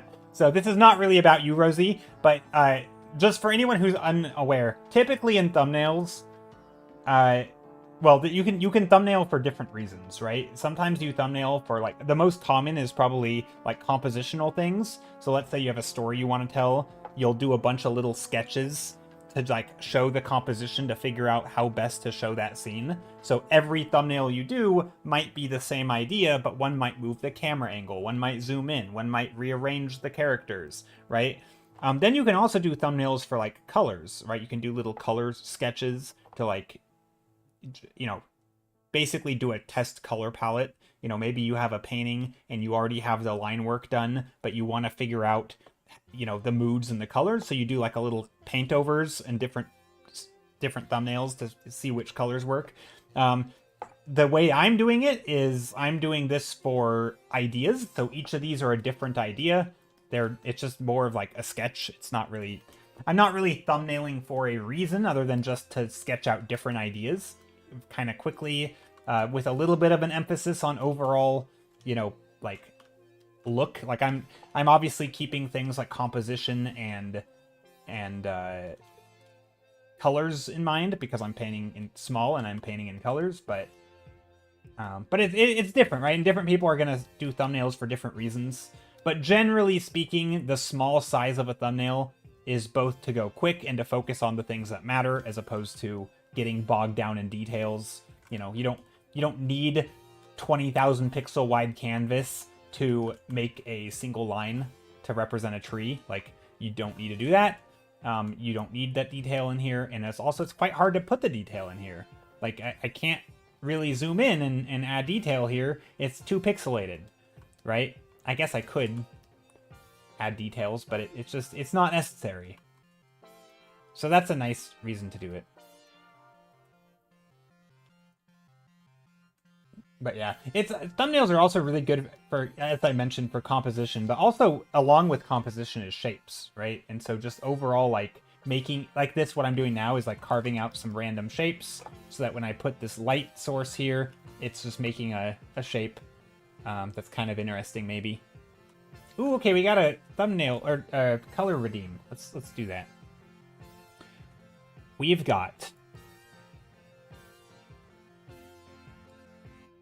Rosy redeeming colors. Which colors we've got here? We've got red at 201 units of red. A dash of green at 224. Actually, that's a bit more than a dash. That's a lot of green. And then we've got 200 blue. Is that the color? Nope.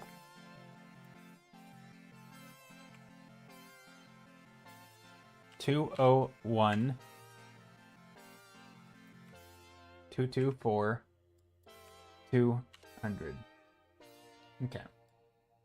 It's green milky. Oh, it is a green milky. It's a very light green. I like it. It's a very light. It actually, it's in this painting. We already have it here. Yeah, we're done. Here it is. It's basically, no, it is a little milkier than this even. I like it. It's a good color. We can definitely put it in this one, because this one has a lot of red, and red and green go nicely together. Well, kind of. They make the others feel more like the color. It's actually, you know what's funny? It's also quite similar to our background, because our background is already a green. And so it doesn't feel green compared to this, but compared to an actual, like, a white background, you can start to see how green and milky it is, right? So this color is quite green. But it's on a green background already, so it kind of has like it doesn't look as green, but it is. It's quite green. And we can emphasize that by putting a little bit of white in here, or by putting some darker colors.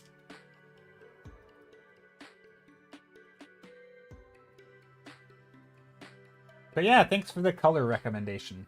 We'll see what I can do with it.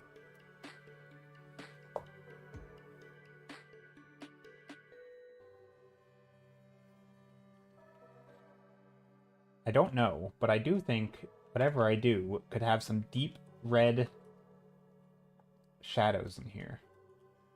Like it's funny when I'm thinking of color palettes, sometimes like this, I'm thinking of it like, oh, what if these were occlusion shadows or ambient occlusion?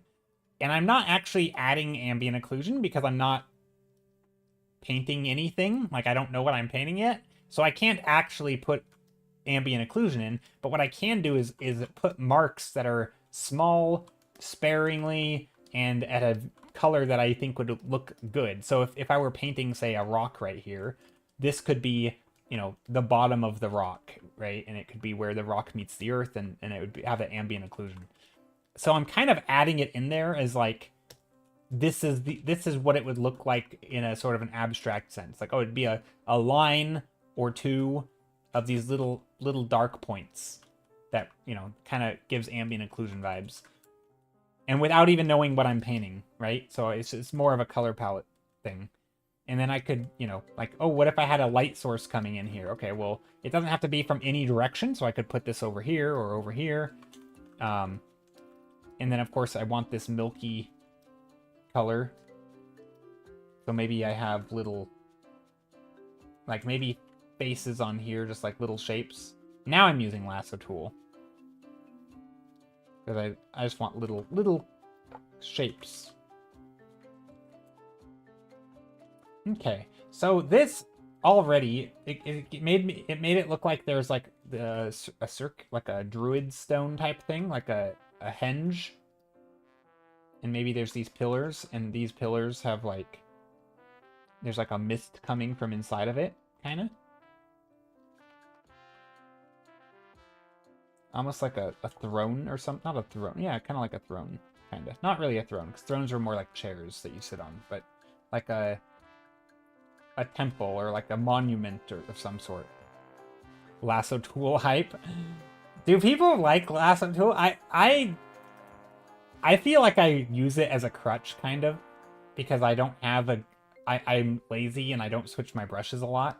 And so lasso tool is like a nice way to get these hard edges without having to switch brushes.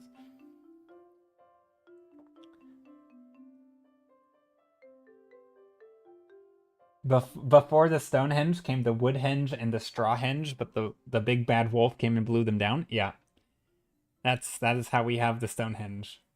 I say embrace the crutch. Yeah, no, I mean I like it. I don't mind it. It's a fun way to work.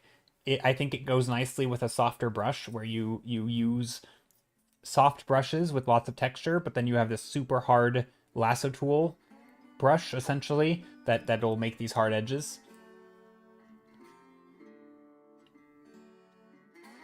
Work smarter, not harder. Yeah. That being said, I do think spending the effort to create like a brush hotkey or something to switch between different brushes and use a more variety of brushes in my workflow could be good. And I will never be able to get there unless I actually spend the time to become comfortable with it. So sometimes it does, like, there's probably a part of the process that would become better for me if I made an effort to like switch between a harder edge brush with like a chiseled edge versus a softer edge. You know, there's a way to put keys on your brush that, yeah, I don't really know how to do it, but there is. I don't know. Yeah, I've never done it. I am aware of its existence though, or at least pretty aware. Like, I'm pretty certain you can do it. Yeah, I don't know how though.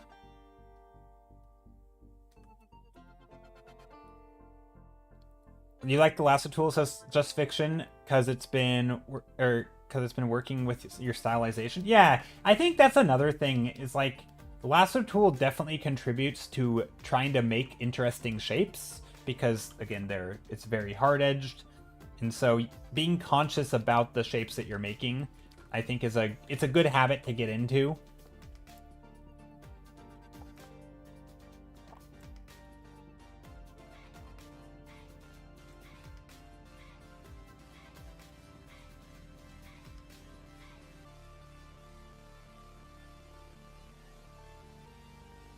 It just adds a bit of intentionality behind it.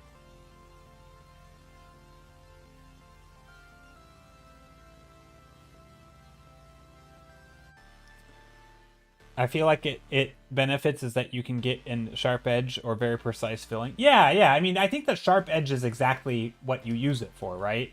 And it's also independent of, like, for example, not only a sharp edge, but also sharp points. It's very hard, even if you have a brush meant for it, it's very hard to get a perfectly sharp triangle point, right? Because most brushes don't go to that sharp of a point. Like, yes, you can make a brush very, very tiny, right? I can make like a pixel brush, make a shape like this, and then try to fill it in. But it's never gonna quite, but you know, it's never gonna quite be as pointy and as non-soft as a lasso tool. Lasso tool is always gonna allow you to make even the pointiest point you can make, and so especially if you're using like a brush that is, you know, this is not a pointy, there's no points on this, right? If I want to make something that's pointy at this angle, like it's a little hard, right? You kind of get that blunt edge. And so it is very nice to get those shapes and those corners. Obviously the hard edge is nice too, but again, this brush is already pretty hard edge, right? Like that's about as crisp of an edge as you can get. But doesn't really matter because you also have lasso tool, so it's nice. It definitely has its benefits. Yeah, lasso tool definitely is handy. But again, I still think there is a time and place to not use it and to like work on skills that maybe you haven't worked on in a while. And I can get a little lazy with that. You think you need to head out now? You're very tired? Alright, take care. Thanks for popping in, Vegas. Thanks. Nope, never mind. I almost said thanks again for the sub. That wasn't you. You did that earlier. You did that last week. But yeah, thanks for being here, Vegas. I appreciate you. Oh, Vegas, I also sent out your print yesterday. It's in the mail. In the post, if we were non-American. I guess maybe some Americans call it the post. I don't know.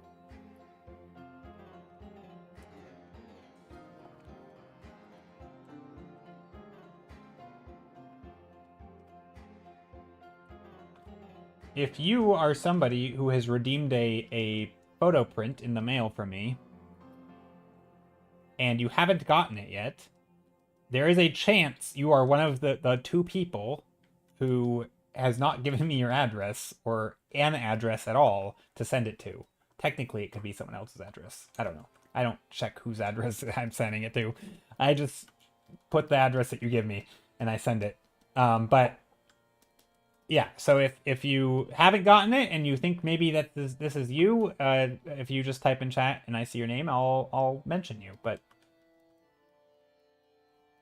so far, I haven't seen the one person who I can't send a print to because I don't know which print and I don't know where. Actually, yeah, I don't think I even know where to send it, let alone which print. Ooh, this kind of looks like a waterfall. Kinda.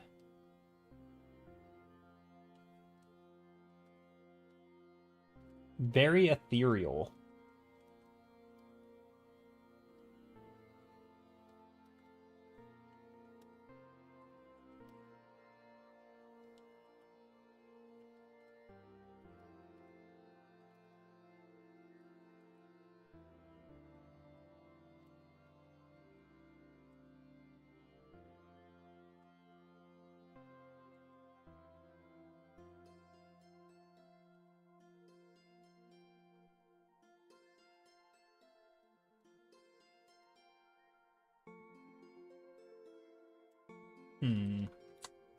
That's kind of fun. I mean, I like this light, this watery, very softness. Kind of gives like a long exposure photo of like of a waterfall, which is another again stylistic choice that you could do. You could either do like long exposure, short exposure. All of that's going to affect how the waterfall looks, or the river, running water, or anything. Could be traffic, you know, lights in the from cars. Like that's a stylistic choice of how you paint those things.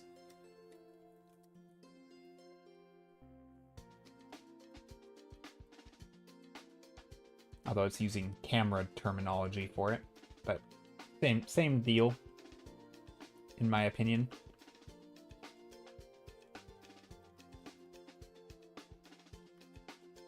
But yeah, this is a fun, like this light color that I'm putting in here. It's kind of a fun color. It's kind of like a greenish.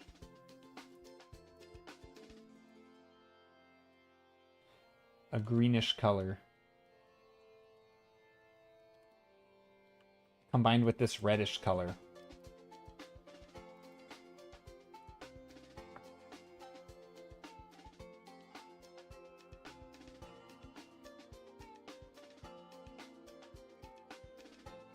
Lasso tool again.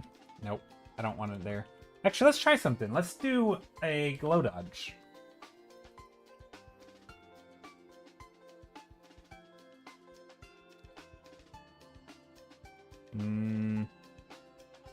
I don't think so. Maybe this one?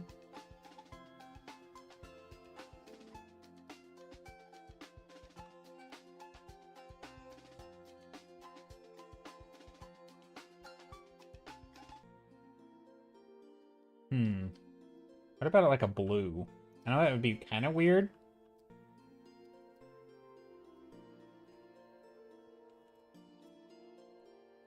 Definitely gives a little bit of a... But I don't want to change the color palette too much, because obviously I want to keep that greenish color in here.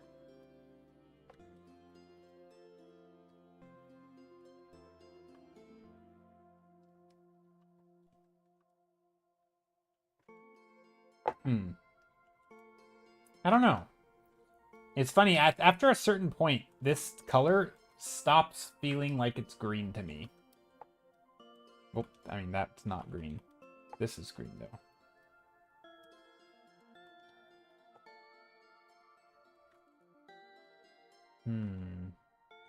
Do this.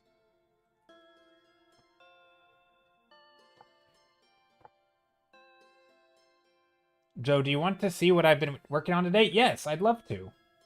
It's in the Discord art channel. Oh, perfect. Let me take a look. Okay, this is what we've done so far. I'll just put it there while I go and take a peek. Speaking of Discord art channel, all the art you guys posted from the sketch exchange on Saturday was amazing. Everyone did such a good job, I think, and we also had everybody submit theirs like already. I don't think anybody is like late or whatever you want to call it. So yeah, I'm super impressed, and yeah. Okay, let's see. Art channel. Where did I put it? Art stuff. Art.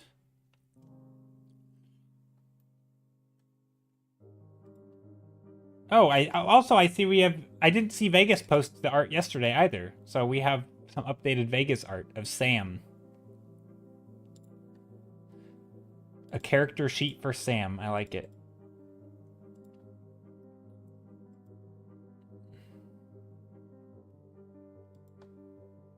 Ooh, we have also Rylandir posting some art.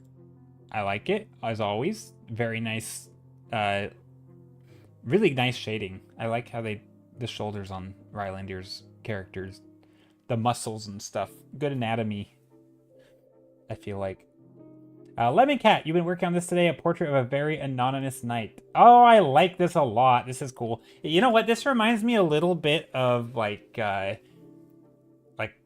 Final Fantasy IX character design a little bit. I mean, not quite. It's a little bit more like the long face kind of has a vibe to it that's a little different, but it has like that Steiner Vivi kind of vibe.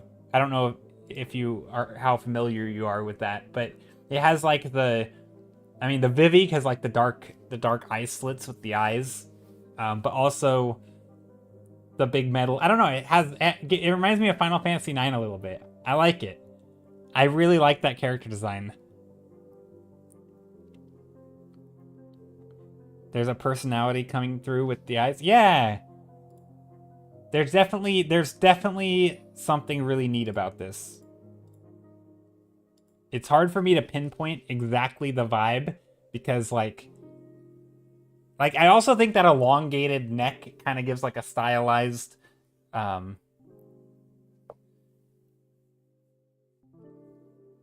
a little bit of stylized mood. I like it. Nice job. Okay, now back to my art. We are gonna keep working on this. Or maybe we should vote. Maybe not yet. I don't know. I wanted it to look magic.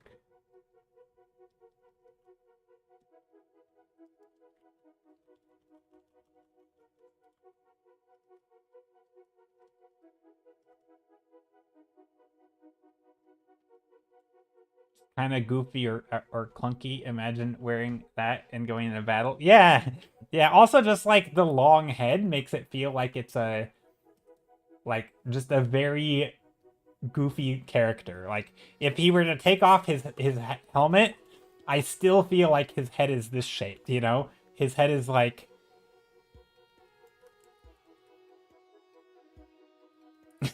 Like he's still a goofy looking dude, you know? Like I feel like there's something about it where it's just very long head. You know, it's kind of a great proportions. Robertus, hello. You said you need to start from this year to do a lot more loose, quick sketches. Yeah, I think it's good to do that. Just I like my loose sketches. I like doing them. It's fun. You don't always get the best results from them because, you know, you're not always like studying and pushing yourself when you do things super quick. But I find that because there's a lot of like exploration in those quick sketches that sometimes you find things that work, and you can be quite happy with it. And so sometimes you can like discover color palettes or themes or, you know, whatever it is. You can discover things that maybe you wouldn't have done on your own, or you wouldn't have done if you were taking your time, because you worked in a different way. Yeah, well, and also yeah, and also they're plenty good enough.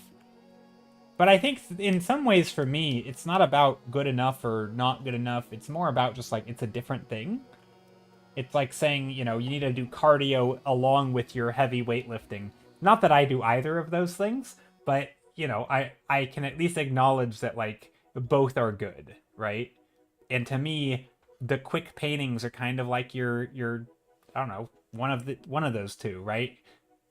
Maybe they're more like the cardio or something. It's just doing some of the I don't know what it is. Maybe it's not the cardio. I don't know I don't know what is what in this analogy, but they're two different things. They serve different purposes. They're both useful. Doing quick stuff, explorative art that's not meant to be finished or pretty necessarily. It might be, but it doesn't have to be. And then you have your long format, your studies, your finished pieces, where the nitpickiness comes out and you're really fussing over every little thing. Like both are good, right? You need both of them, and yeah, that's how it is for me anyway.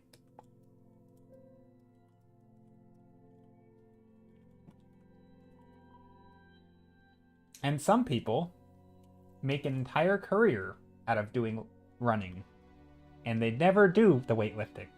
So like, you technically don't have to do both. There's people who just do the sketches.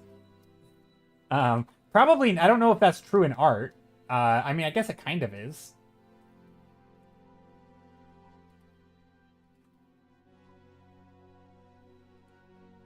Like looser, like slightly less refined work. I don't know what. Period. I don't know what that word is. It kind of looks like pirate, but I don't think that's the word you were saying. Parrot? Parrot, pirate, pirouette, like the dance, a pirouette, like a twirl. Dot, period, dot, gotcha. I don't know what it is. Yes, it's a period. Period. I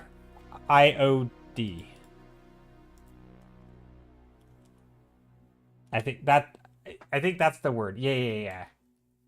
Words are hard, especially if you've never seen them spelled.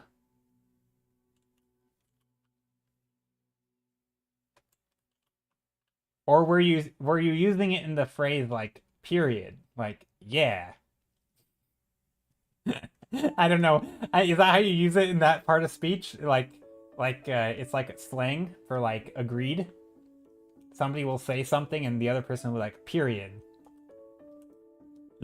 Is that what you're saying? I don't think that's what you were saying. But that's a thing. Or it was a thing. I don't do people still say that? Surely somebody knows in chat. Do people still say period as a way of agreement? Or like drop the mic kinda vibes? Kinda like a mic drop. Or like putting your foot down. Period. This is welcome to the segment where I decode common slang and I probably get it wrong. Joe explains slang poorly. That's the segment of stream. Us millennials sure do, period. Something like that.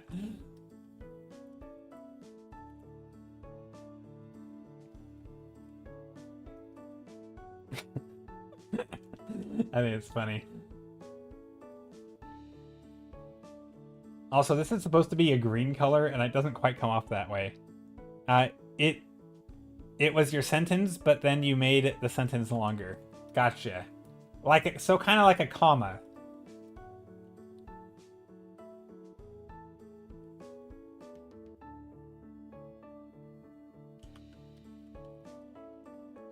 Some people use commas like periods, and some people use periods like commas. Sometimes I do that, I think.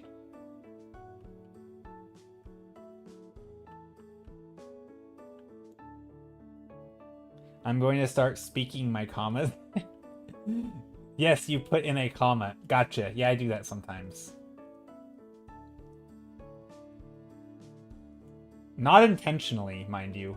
I just sometimes will randomly put a big pause in if I'm thinking. I gotta let my brain process what I'm saying.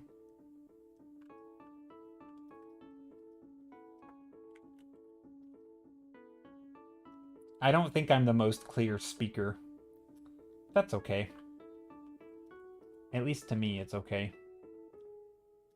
I do think about it, though. Like, thinking about speaking and trying to sort of get better or try to find things to slightly improve at. I don't always do a great job at it. But it is something that I care about a little bit. I don't really know how to get better at it without, like, critiques.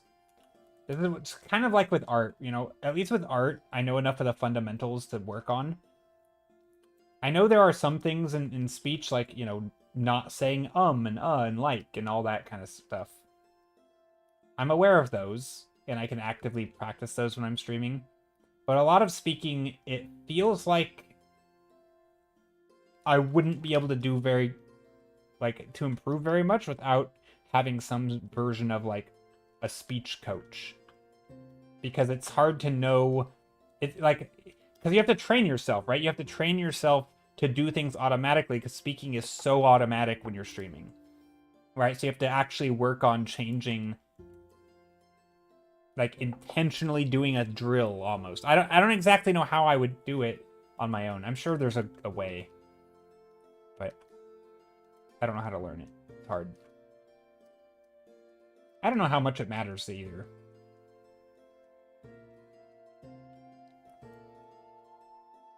Why is that, mountains or is it city? I don't know. Maybe old ruins or ruins, old city with, like, patterns and shapes.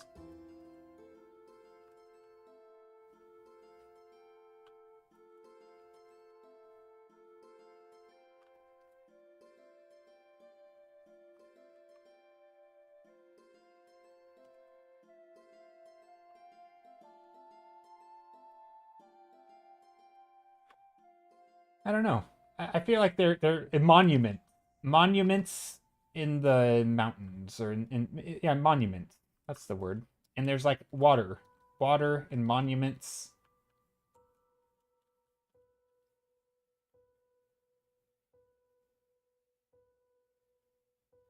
I love that it turned out well without any inner idea put in. Yeah, I mean, I'm just starting painting, and you know, I knew focusing on composition. There's clearly some sort of, you know, big shape hierarchy in the middle. You know, these shapes are kind of less important. They could even maybe be a little smaller on the sides, to kind of create this a little bit of, like, a triangular, you know, pattern, a little bit of a hierarchy, a main focal point, if you will. And then it comes down and you have shapes kind of radiating out, but you also have some movement. So this, like, this greenish water stuff, the color that you picked initially, which I know it doesn't really look like it. It just looks like white, but it is the green. And that, you know, that kind of radiates, it spills down. So there's some movement in here, which I think is sort of nice.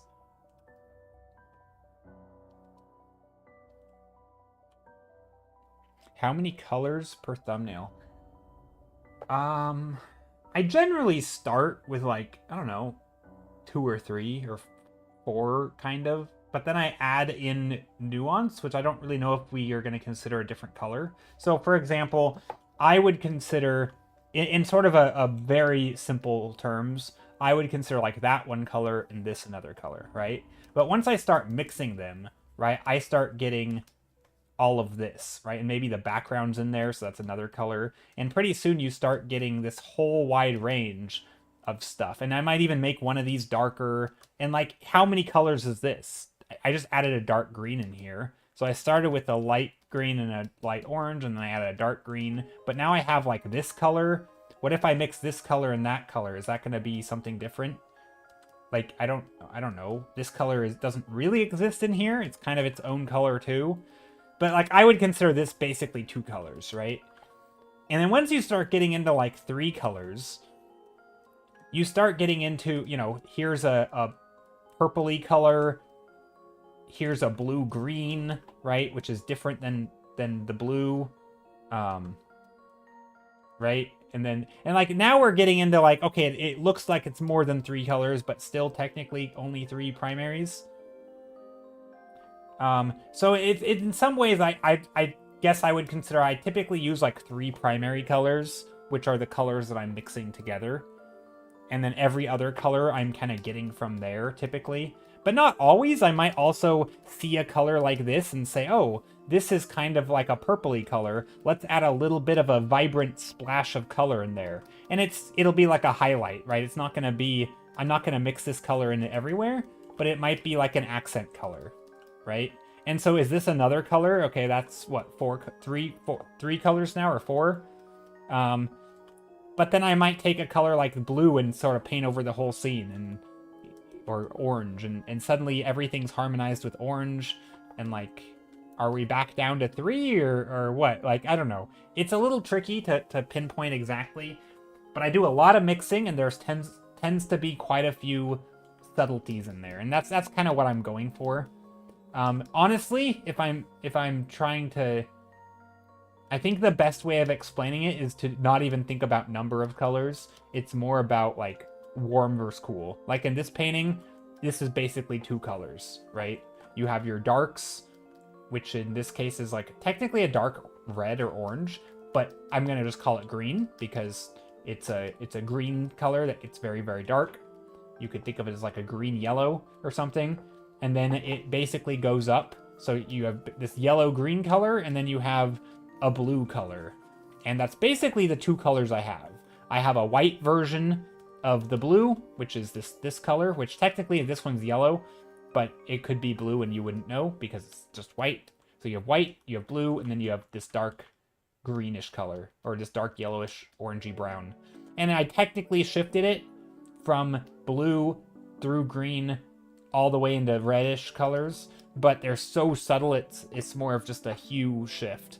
It's not, but like relatively speaking, it's just warm and cool, right? You got a cool background, you got a warm foreground, that's it. The actual color in there kind of doesn't matter.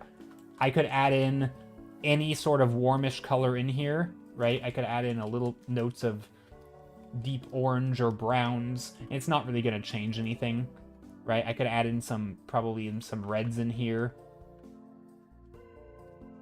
Again, not really going to change anything. You know, maybe a little bit, but mostly speaking, it's still going to work. Same back here. I could add a little bit, you know, brighter blues if I wanted. Little highlights of blue back here. I could add a little bit of, probably even like a gray purple or something. Even that might work. Nah, that's probably getting a little close to the... something like that, right? Some grayish purple. We could add some other colors in there. Some of that's not going to matter too much because the overall, like, color relativity is going to stay. So, Raychiana says, gotta head out. Have a good day. Thanks, Raychiana. Thanks for popping in. Have a good day. Take care of yourself, and see you later, probably. See you another time. But yeah, have a good Monday.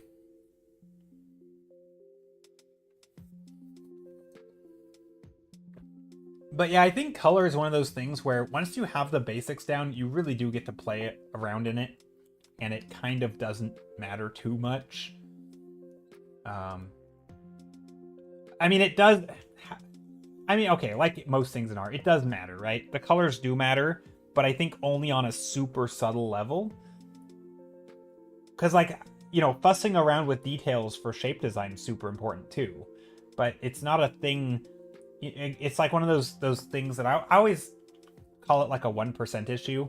There's probably a term for this, where like everything in art can be broken into like different pieces of a pie, right? Sometimes the pie has little tiny slivers, and sometimes there's big chunks.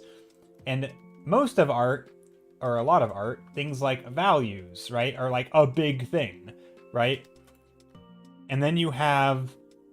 and values is a part of color, right? But then the rest of color is like this little sliver, like the hue.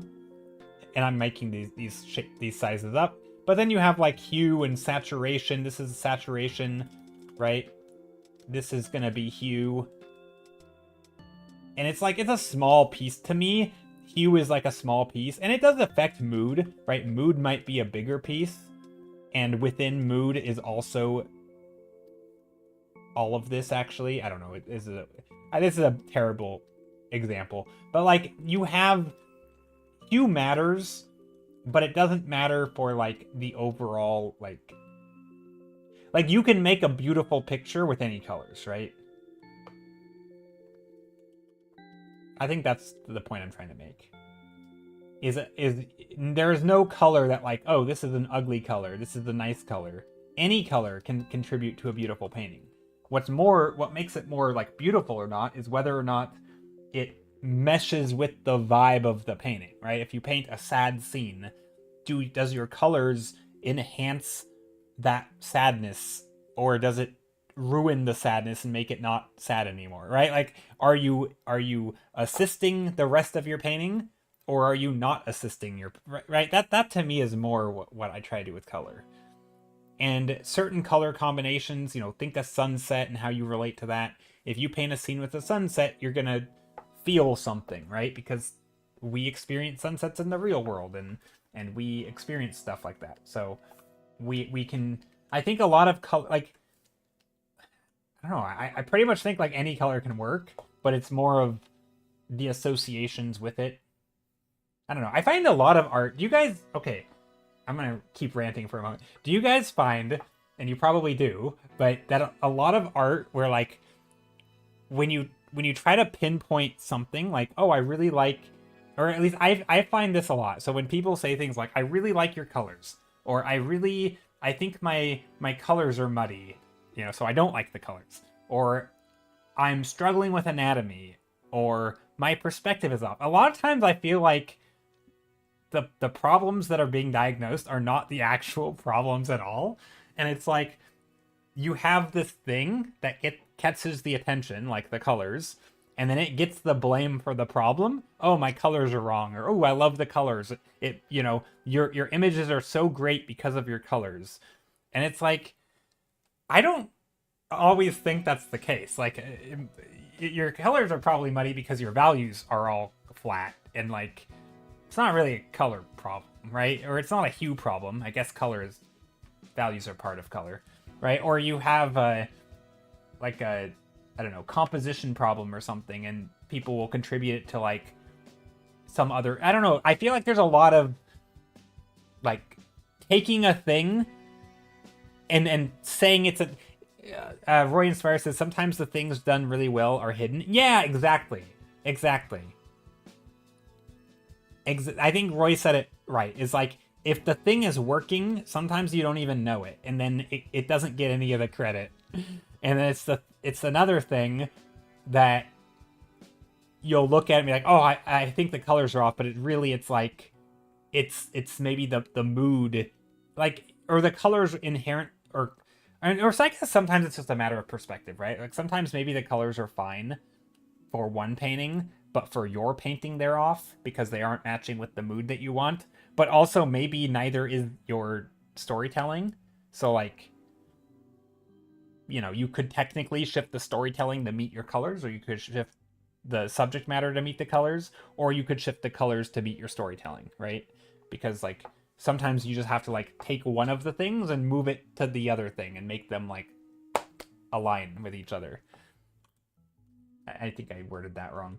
Okay, we should pick one of these for me to work on till the end of stream. I think what I'm going to do is go up here and just...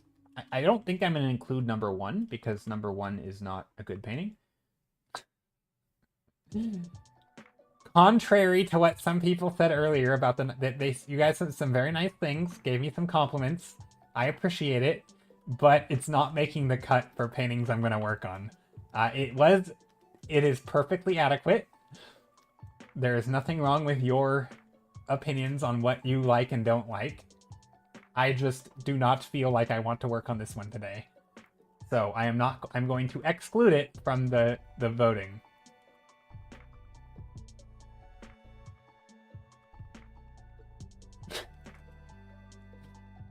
Here we go.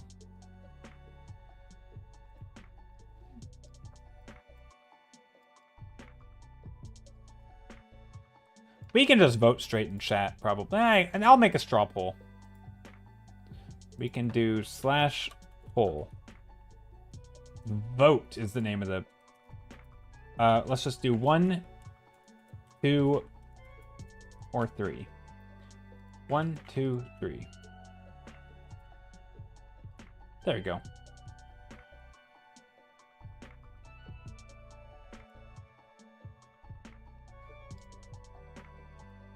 All right, if you'd like to pick 1, 2, or 3, you can pick your poison, and it's the one that I will work on till the end of stream. If anybody would like to have a say in what I work on. I'm kind of hoping number 2 wins, which I now see that it has the fewest number of votes. Is 1 an ocean? I think 1 was like, I don't know what it is. It's giving a storm at sea. I don't know if I'm misunderstanding. It just storm. All I know is it's a storm. It kind of looks like a road. We were saying it kind of looked like a sidewalk or a road. 1 doesn't have a lot going on, to be honest. It's basically just a cloudscape. The colors are cool though. Yeah, the colors are fun. A lot of very muted color palette. Greenish vibes, which is unique, I guess, for a sky. I like a number 2 because it has like form that's fun to paint on, and I can do like designs and gold embroidery. Not embroidery, that's not the right word. I want to see clouds. Okay. I don't know how I'm going to do it. Number 1's going to be difficult because I don't know what to do with it. But we can do it. If more people vote for 1, then we can work on it. Although, maybe more people should vote for number 2 so I don't have to work on number 1. Because I voted for number 2, but I'm like one of 2 people. There's only literally 1 other person who voted for number 2.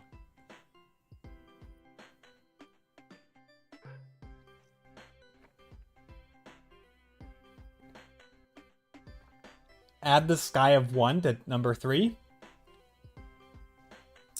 We could probably add like a stormy sky to number 3. I don't know if I would want to make it that green, because then there would be no cool colors, really. Like, overwhelmingly the... See, I actually think the sky in 1 could be added to number 2. Because I think, like, almost just copy-paste it in and it would look okay. I think if you did that to number 3, it would look weird because it's so green. But I think the green and red contrast in number 2 could actually work.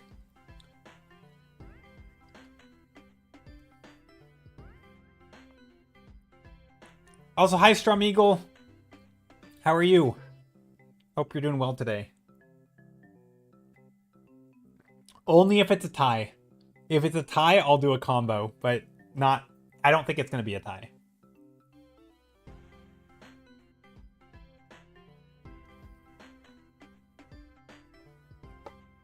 Weird question. If you added sunlight on the boat in number 3, would it be darker or lighter value than the sky? I would make it lighter, but I would probably darken the sky a little. Maybe? It kind of depends. A lot of times when you have white skies, it kind of gives the impression that, like, you're looking at a scene in shadows, because, like, this happens a lot in photography where, like, if you have an overcast day, even though if the sky might have a bit of blue to it, because it's the brightest thing in your image in an overcast day, it kind of just tends towards white. Like, your white balance filter will sort of make it brighter because it's the brightest thing in your image. And so it's adding light to it. Like, it's trying to... You're exposing your image to more light, and so your bright sky gets wider, right? Whereas if you have sunlight in your image, your sky doesn't need to be that bright relative to the sunlight, because the sunlight's the bright part. And so there... I mean, you don't... It doesn't have to be an exposure issue, but it can be. And so, like, I guess when you say, would you make it brighter? It's like, well, I have a choice, right? So, like, for example, by the way, number 1 has won the vote. Yeah, okay. So, like, one of those choices would be to take a bright color, let's just say I did this, right? I'm going to put light here and here, just very, very crudely. Okay. I could just take a bright color and put it in here, right? The problem with this is that, like, this is that bright, and so it might help to knock back this a little bit. And so I'm basically saying, look, this is now in sun, and this is not the sun. But if you keep it this super bright, right? If you also have this bright, it kind of it can be a little bit less clear. Like, what's, I don't know. It can just feel like a little bit off, if that makes sense. Also, another thing is you can make it just as bright, but maybe you make this one warmer. So maybe you do like a yellowish color or something here, and then maybe, like, you know, putting some reds and oranges in here. And then this one you can keep a little bluer, so maybe you intentionally make it a little bluer. Like, you could do that, so if you wanted them to be the same value, you could probably shift it. I think I would be inclined to do this, to just make it a little darker. And maybe if I wanted some bright spots somewhere in here, you know, like hinting that the sun is shining through the trees, I would do like a gradient where this part is very, very bright. Yeah, you could do a sunbeam. Yeah, you could do sunbeams and show the bright light, you know, where on the trees where it's hitting, and then everything else could be a little bit darker. But generally speaking, I would probably make everything else a little darker, whether or not I put a sunbeam in, because that's going to make it that this is clear, that this is the light. And the reason I would go that solution is because of, like, that, you know, sort of that phenomenon of, like, balancing of, like, where you're looking, right? And again, this isn't just a camera thing. This is sort of just how your brain sees stuff. I mean, if you're in like a light, you know, maybe it's broad, you know, middle of the day, it's fairly bright out, but the sun is behind the clouds, you can forget that the sun's behind the clouds. Like, it's not like it's dark and in the shadows, right? Like, I mean, it could be, but you really only notice the darkness right when the sun goes behind the clouds. But after a while, it's like your eyes start getting used to the darkness and the shadows, and you can see stuff. It's not like it's black, right? And so your eyes are kind of doing this balancing thing anyway. And you're just getting used to the relative colors and the, you know, same thing if you see a bright scene, here, a really common, and I know I used this example before on stream, but it's art and we like to repeat ourselves. Here, let me show you an image. If you were here, copy image.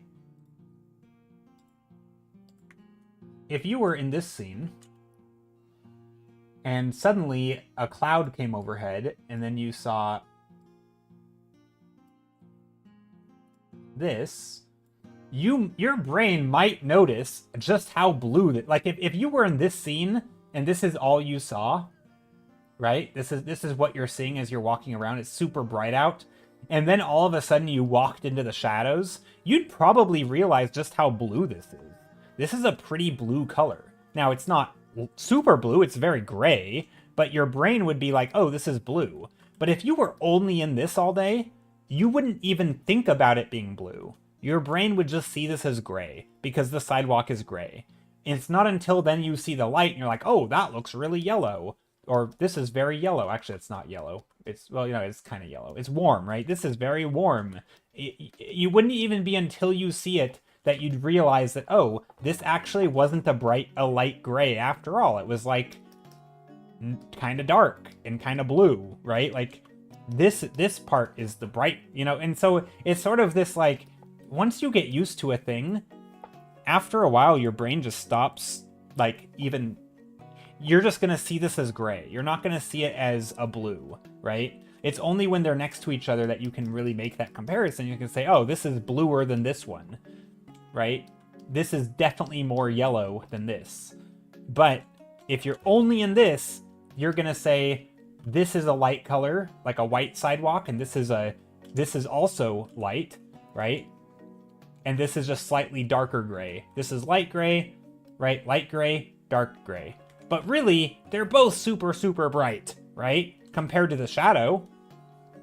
And so your brain is really good at, like, focusing on the context that it has. It's not going to think about, oh, actually, these are quite bright. No, you're going to make the comparisons between what's in the scene. I don't know if that was clear, but so anyway, same thing happening here. If you have, you know, no shadows in the foreground, I say go crazy and make this bright back here. If you do have shadows, maybe you want to darken it a little bit, you know? I don't know. There's choices. You got options. There's no one right or wrong solution. But that is a solution, and I think it's quite a useful one.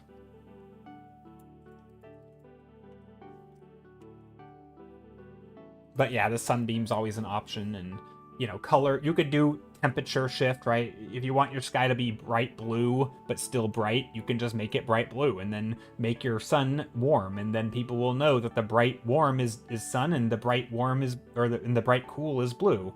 And people aren't dumb, they'll be able to figure it out.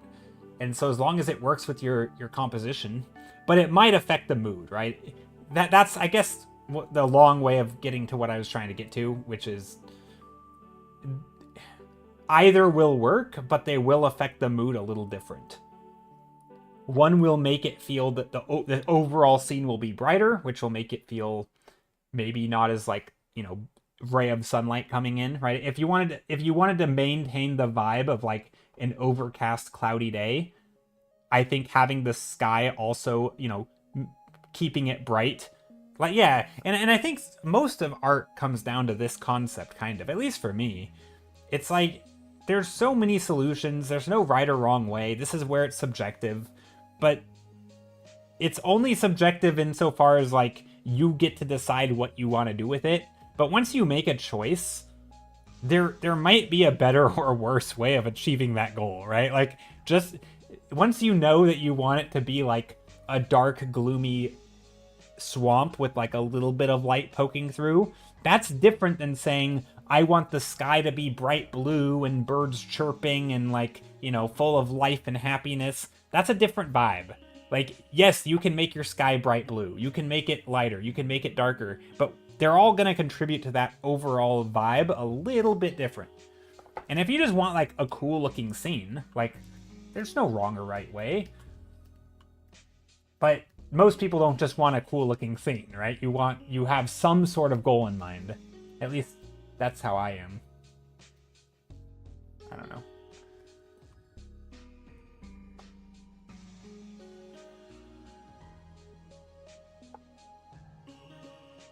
Okay, let's paint on number 1. Number uno. That's not what and numero uno. Okay. Also, I kind of like this with the border here. With no border. Look at that. It looks fancy.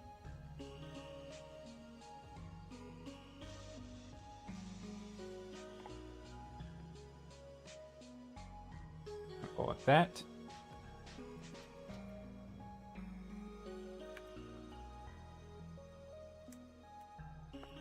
Okay, and then I'm gonna do something. I'm gonna crop this, and then I'm gonna uncrop it.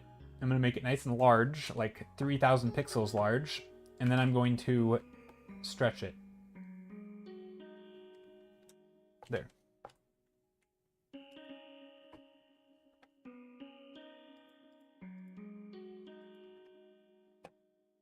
Two good tools? Yeah. Yeah, exactly. Also, I have a bit of a headache.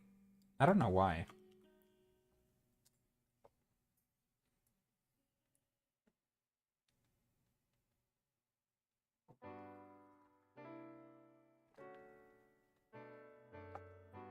I don't know if it's like the light. Not sure. Okay, let's paint some clouds. I'm gonna find some references. For anyone who's curious, I'm going over my process pretty much like I do every stream, at least a little bit. This is the stage where I do go and get references. So up to this point, I have not been using references. Basically just me painting stuff, and this is what we painted. But now I am going to use references. Like, if, for example, if we would have picked this one, I would have probably gotten some boat references, some swamp references, probably some references of what we were talking about with the lighting effect that we were discussing. But this one, I'm going to do, like, lightning and clouds and that kind of thing, and just see if I can't find something that can help me make choices, because I'm not really sure what I want to do with this. And it is funny, though, that that exposure conversation pops up from time to time. Because, you know what's funny? It actually...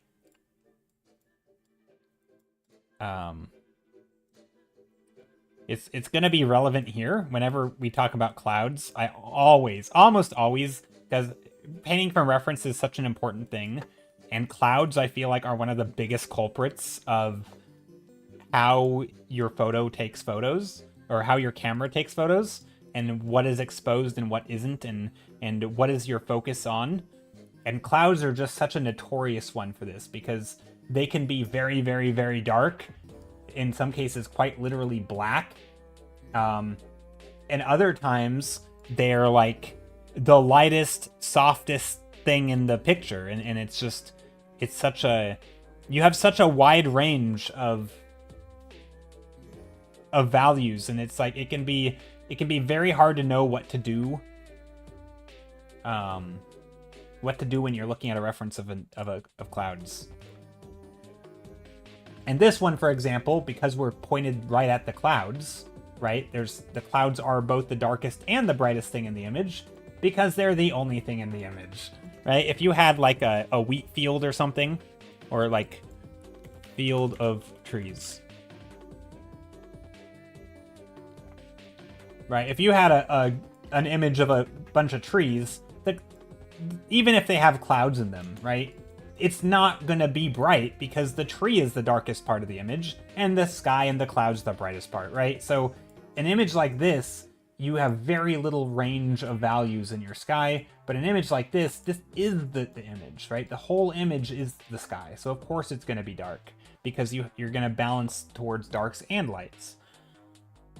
And I feel like that is a concept that is... I don't know. It comes up a lot when we talk about cloud, because we have to ask ourselves, what kind of image am I painting? Well, I'm painting this kind of image, right? My image is one where we have this foreground, right? We have a foreground. Some of that foreground is going to be dark, which means we can't also have darkness in our clouds. That's going to be wild. You know, that's going to ruin our depth. We're not going to know what's happening, because it's...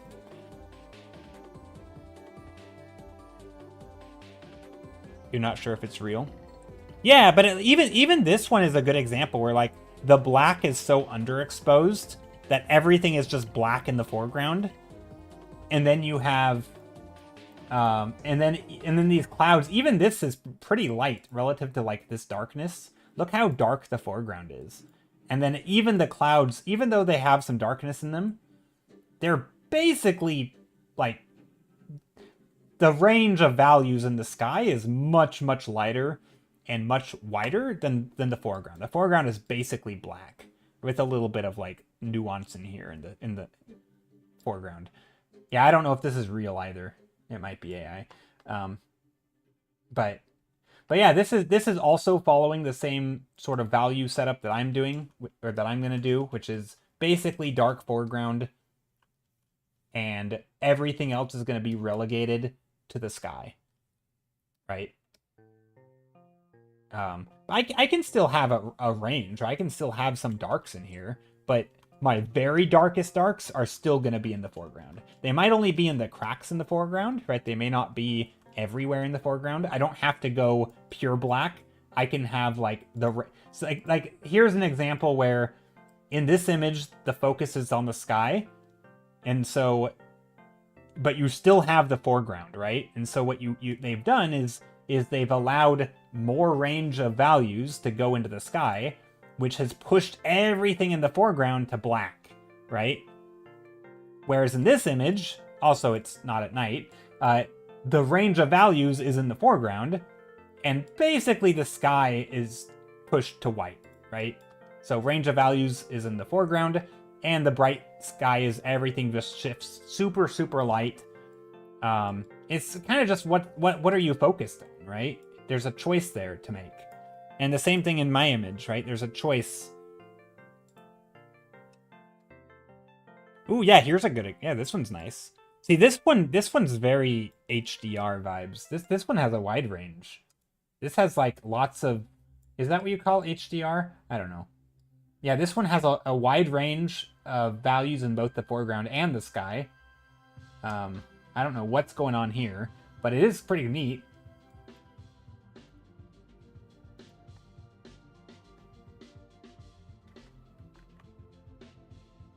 Yeah, this one, the foreground is, yeah, this one's cool. This, I think also I mean, again, this is like a good example. To me, this is like I don't even know if I would call it the rule being broken. This is, I feel like this one, it's not real. Okay, yeah, whether or not yeah, it doesn't really look real. But even if it were real, this is a good example where, like, sometimes in real life you don't always have these clear distinctions of, like, you know, this one is, you know, focuses, you know, this is like a camera feature, right? Like, we're focusing on the sky, so the foreground goes dark. This one, we're focusing on the foreground, and so the sky is going lighter because it's bright. And, you know, a lot of these, you know, if we're focusing on the sky, this one is going to be, you know, because it's only the sky, it has the darks and the lights, right? The foreground has the range. Actually, the background is pretty muted, but either way, it's the full range is in the clouds. But a lot of times real life isn't like that, right? Like when you view it. And so it's kind of like, it's more of a choice of how do you balance things. And I think sometimes, I think it's a lot more rare. If I had to guess, I would say it's super rare, but the scene will become balanced because of, like, composition or color or some other thing. And that's where I think that other image we just saw, the fake one, where is it? This one.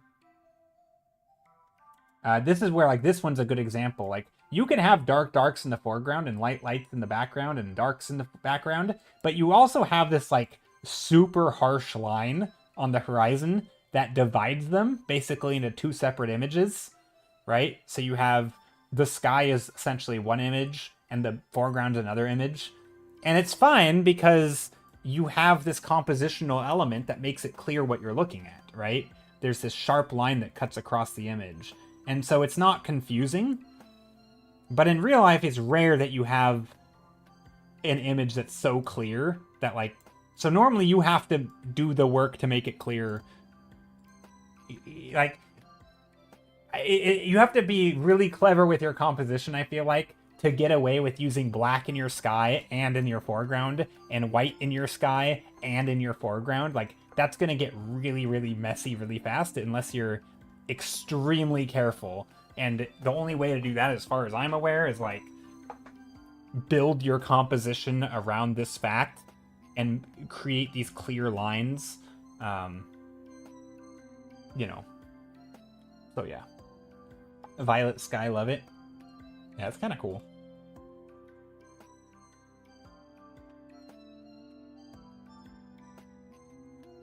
But yeah, I think that's a topic that is pretty unique to environment, I think.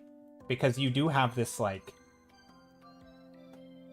It's such a big scene, it's easy to forget that, like, you typically only focus on one thing at a time. Not always, you obviously don't have to. But it's easy to forget that, I think. Okay, now I gotta figure out what I want to do with this. Do I want to just put this gray? Or, like, maybe bring in, like, a red, a yellow. Okay, you know, here's what I'm going to do. I'm going to make a new layer, and I'm just going to start painting on top. I'm going to add a little bit of darkness in here. Not much.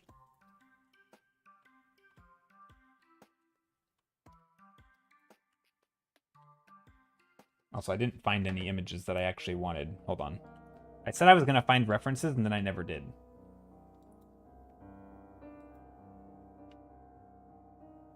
By the way, I've got yelled at for not drawing thumbnails with no chaos in it. Oh, you were too, like, you were too tight with your drawing? you weren't loose enough? Is that what they're saying?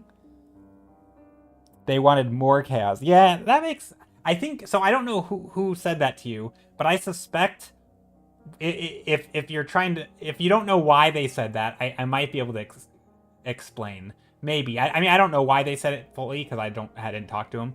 But a lot of times one of the goals with drawing small is to not add detail, right? And if people are too precious with their lines and you're trying to make things too perfect, that's like kind of in some ways goes against the spirit of one of the goals of thumbnail drawing. Um, it's like if you wanted to draw a character, you might do a character that looks like, this, or however you are drawing your character. Maybe you'll draw the gesture, right? Or this one will have a character, however you draw. I don't know how you do characters, but you would do like gesture drawings, right? You'd how do you draw characters?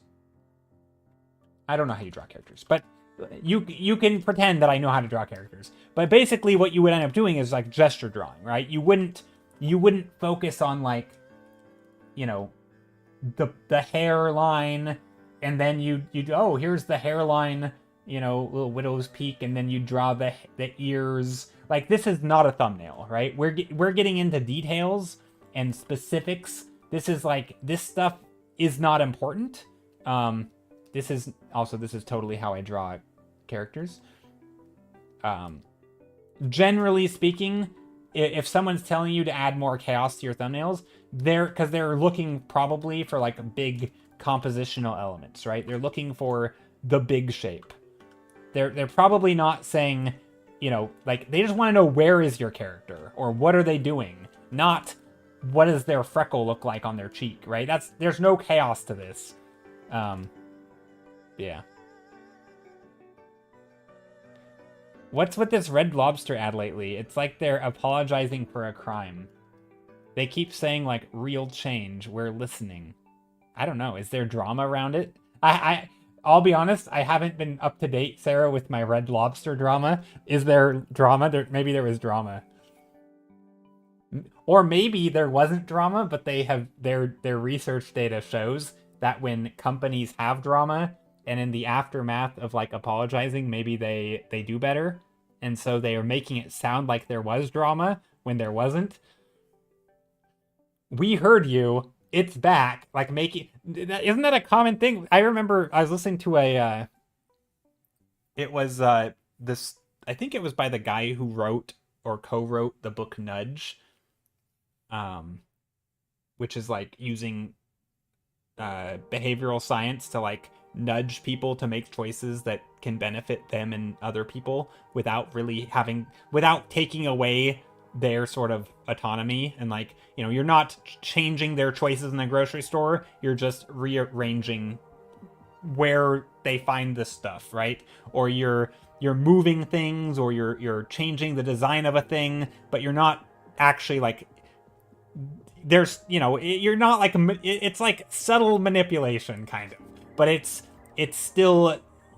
just to like encourage people to make good choices, as opposed to like, gamifying might encourage, like the gambling games and stuff will encourage you to make bad choices, right? They're trying to like milk all the time out of you, and they're incentivizing you to spend money, right? But they're like, anyway, but the point I'm making with this is one of the things they found is that, like, if you tell other people that like everyone's doing it, then like you want to do it too, right? Or like, hold on, this song got super loud.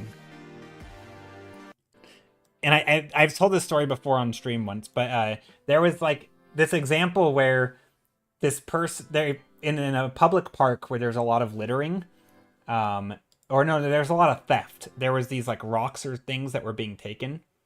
You're just talking about FOMO? Well, kind of. So there was this, they put up a sign in a public park, in like a national park, about stealing these rocks or whatever that were like, native to the area. They not native rocks, is that a thing? I don't know. Anyway, these like volcanic rocks that were pretty cool, and they were part of this environment. and people kept taking them. And they're like, can you please stop taking the rocks? And so they put up a sign and saying, you know, everyone's taking the rocks. Please don't take the rocks. They won't be any more left. And guess what? And then somebody saw it and was like, oh, they're all gonna run out. I better get mine before they're gone. And so the whole plan is like the opposite. Like they're by saying that everyone's doing it, even if it's not like a good thing, even if it's framed in a negative way, there's still this sort of like, yeah, a little bit of FOMO, but also I think it's a slightly different like mechanism than that, because it's, maybe it's not, I don't know. But anyway, I found it kind of hilarious, but it kind of makes me think of that, where like, you know, everybody's saying this thing, and it's like, oh, it's popular then, right? It's like letting you know it's popular. Yeah, like a little bit of Streisand effect, exactly. Yeah, where it's like, just by letting you know that this is a popular thing. So like, I suspect if there's a little bit of like everybody's talking about this thing, and so we've listened. Is everybody really talking about, you know, Red Lobster chicken strips or whatever? Probably not.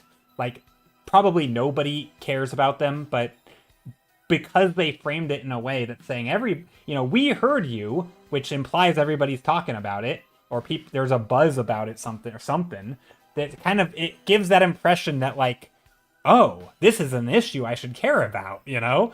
Like, it feels like a little bit of this like psychological manipulation of like making you think that their chicken strips or their lobster or whatever they're trying to sell is like, there was something about it that made people talk, and now they're listening, and now that they're doing the thing that everybody wants them to do, and oh, they've made this change, better get it now. They're biscuits, probably, yeah. Yeah, maybe biscuits.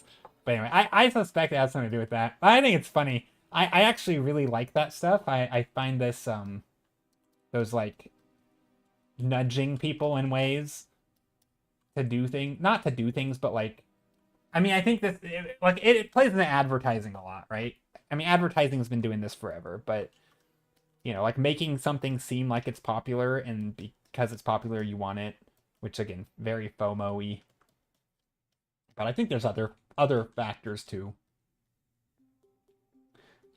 Wasn't there, like, a whole thing? Because, like, a lot of times with products, like, everyone's like, oh, you should find the problem that you're trying to solve, and then there will be a demand for it because you're solving people's problems. But then people in business were like, well, why does it need to be a real problem? We can just convince people that they need it. Like, we can just invent the problem. Just make them believe it's a problem, and then people will now buy our product that they didn't need before and they didn't want before, but now they do because we've convinced you that you need it. And I feel like that is like the marketing shift. It used to be genuinely people trying to find problems to solve, right? Like, here's this super useful thing that when you see it, you're like, I need that. Now it's like, why do I need that? And then everybody starts talking about it, and you're like, oh, I feel like I need it. Can we get a counter that's like the rant counter, but it's the number of times Joe said, I always really like that kind of stuff? Oh, do I say that a lot?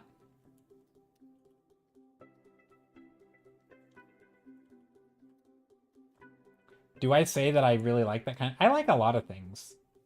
They sort of make me happy.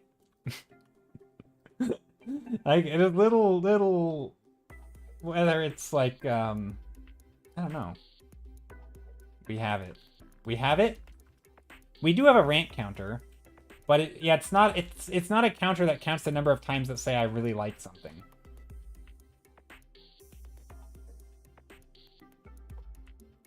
That's funny, though. It doesn't surprise me that I have these little things that I repeat from time to time.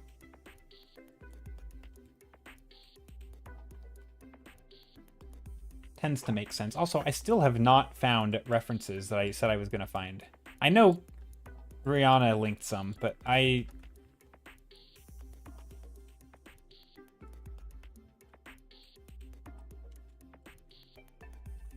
Actually, I think I'm going to make these less storm clouds and more puffy clouds. I'm not actually going to get, like, storm cloud references.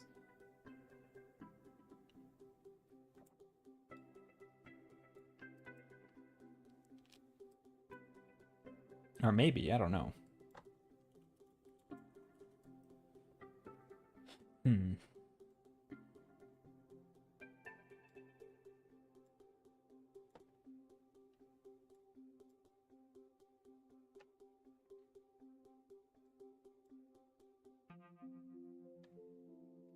Ooh, that's an option. I mean, we could go like Storm Cloudy. I'm not really sure though.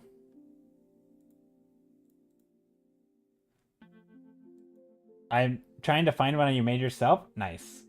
Rihanna's in chat. Not that Rihanna. A different Rihanna.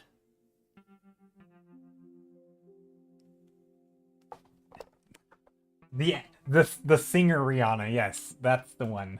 The musician. She's in chat. She hangs out here from time to time, along with all the other musicians who you only know their first name.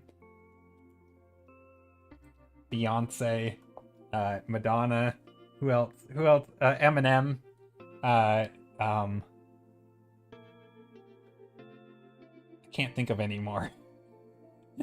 I can't think of any more one-word musician names. I know they exist. Apparently all I can think of is Drake. Yeah, Drake. Who else? You don't want to hear me sing?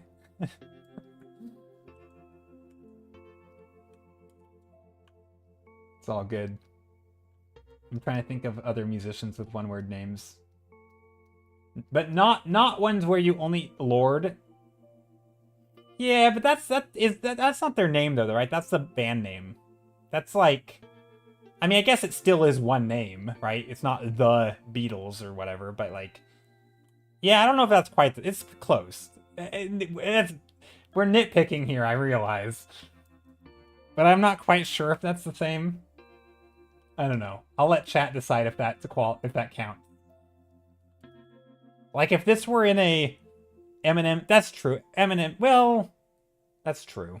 That's true. It is a. I mean, okay. That's true. I mean, he does call himself Eminem. And Marshall Mathers. And Slim Shady. But I think you're right. But at the same time, like Beyonce isn't Beyonce's real name, right? So at least I don't think it is. Pretty sure it's like, right? So this, okay. So this, now we're getting into like, what is a name and what is a band name? Like, is it? Yeah, I don't know. Oh, is it? Lorde is what she calls herself? Okay, I didn't know that. I thought it was just the band name. I had no idea. If it's what she calls herself, I think that's fair enough to say that it counts. But like, if this were a connections category, would Lorde fit along with Beyonce and Rihanna and Drake and whoever? Like, I don't know if Lorde would quite fit there. Maybe Eminem wouldn't fit either. I feel like Eminem and Lorde might be in the same camp, but like the others, I feel like definitely.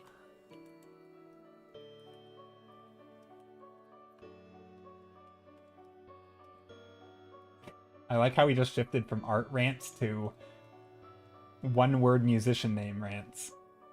Connections brain rot. Yeah. If this were a connections category, would this work? That's the big question. An abandoned highway setting. It kind of looks like an abandoned highway setting, doesn't it? That's what I was initially thinking. And then I kind of was wiffle waffling. That's not a word. Waffling. I was waffling. And yeah, it's kind of an abandoned highway. Wiffle waffling. I don't know if that's a word, but it is now. Wiffle waffle.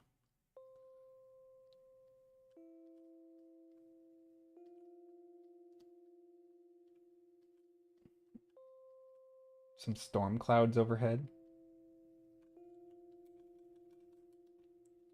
But yeah, thanks. I'm glad you like it. It does look like a highway type thing. We thought it looked like the movie trailer with like the long road with the clouds. Not the movie trailer, but the movie studio. I can see the back end of a hot rod zooming away from the viewer towards the horizon. Yeah, we got the red car going zooming.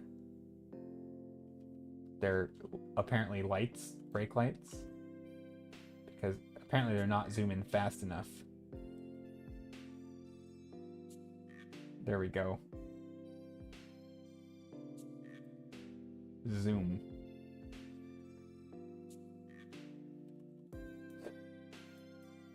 Yeah, that's not gonna happen. In refs and Discord, it's not the one I'm looking for. All right, that's fine. I'll take a look. Let's take a look. Oh, that's nice. That's a beautiful photo.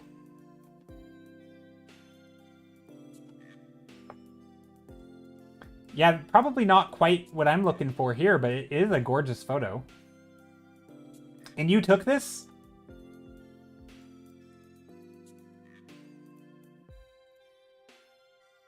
Yeah, that's a beautiful sunset.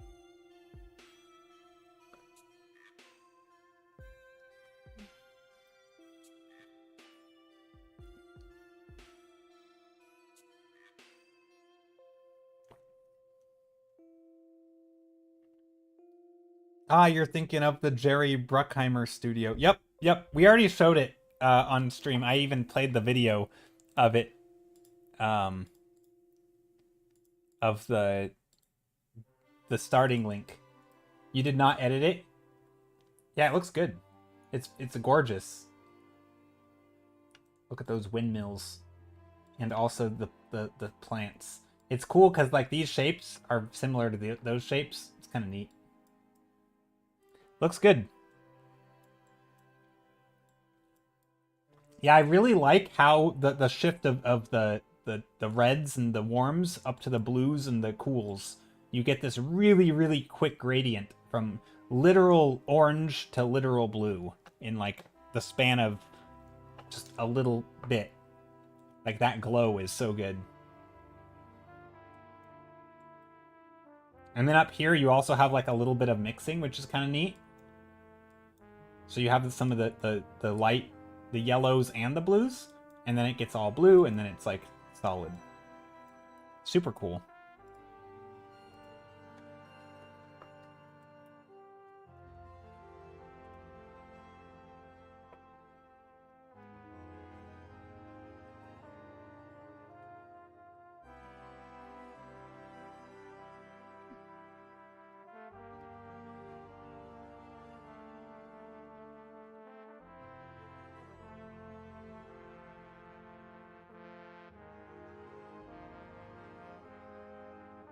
But yeah, I'm kind of just messing around here.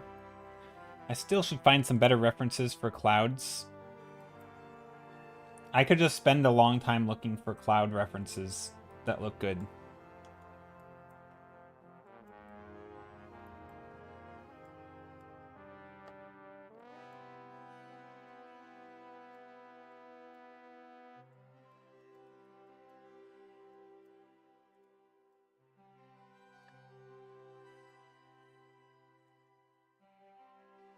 Horns fan. So are you telling me though that you knew the name of the Jerry Bruckheimer studio logo?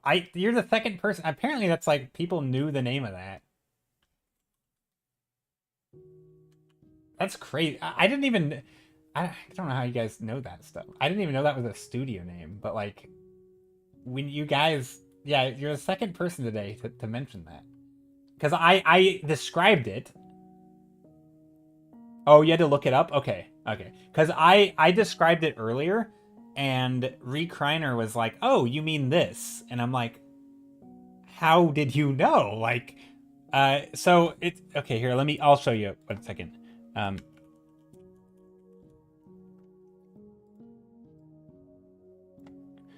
Jerry Bruckheimer Films intro. Let me show you. You've probably seen it.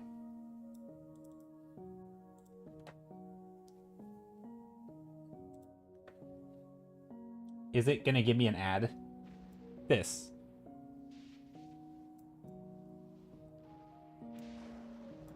You've probably seen that intro, right?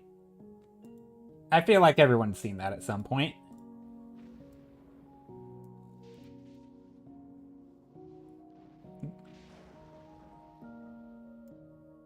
That's it. And then the movie starts. The lightning tree one. Yeah. It's the road with the storm and the lightning. Anyway, this reminded me of that, and we were talking about it, and then somebody just knew the name of that. I'm like, how the heck do you know the name of that? Ready for dramatic fallen hero entrance? Yeah, something like that.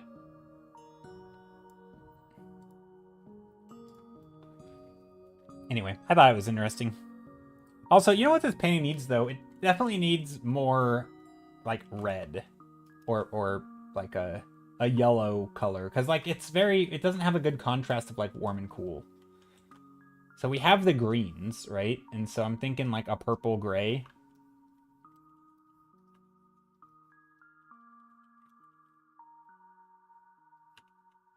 It doesn't have to be a lot, right? I don't want it to be super purple or anything.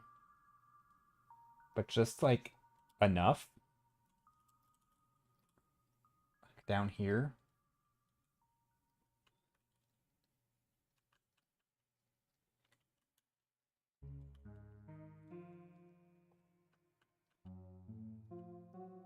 Just something to cool it off a bit.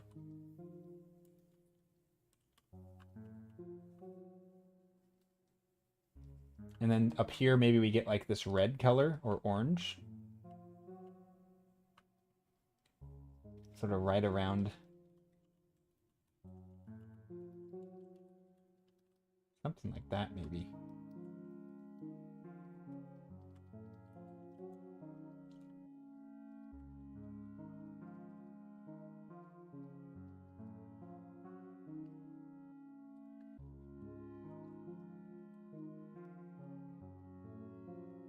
So now the question is, do we put stuff on the horizon line or on the horizon, like mountains?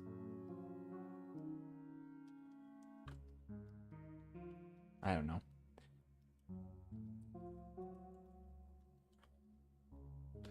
Sort of also want to play around a little bit with just pushing all of this back. Again, nice clouds, but no lightning. Sorry, not edited. Needed to. Yeah, no, it's fine. No worry. Doesn't need lightning to be a good reference. That's the nice thing about, like, I don't know, like, you don't need the exact reference for the thing that you're painting. You can always add it. I mean, sometimes the exact reference is nice, but very rarely that's not what we're in the business of doing, right? Like, we want to paint the thing that we want to paint. And sometimes that means needing to invent stuff or finding references that are adjacent to what we want to paint. So I'm trying to figure out how to... Isn't it kind of empty a bit? Maybe. Right now? Yeah, it could be. I'm trying to figure out how to make the clouds have more action. Of, like, adding maybe some more shapes here.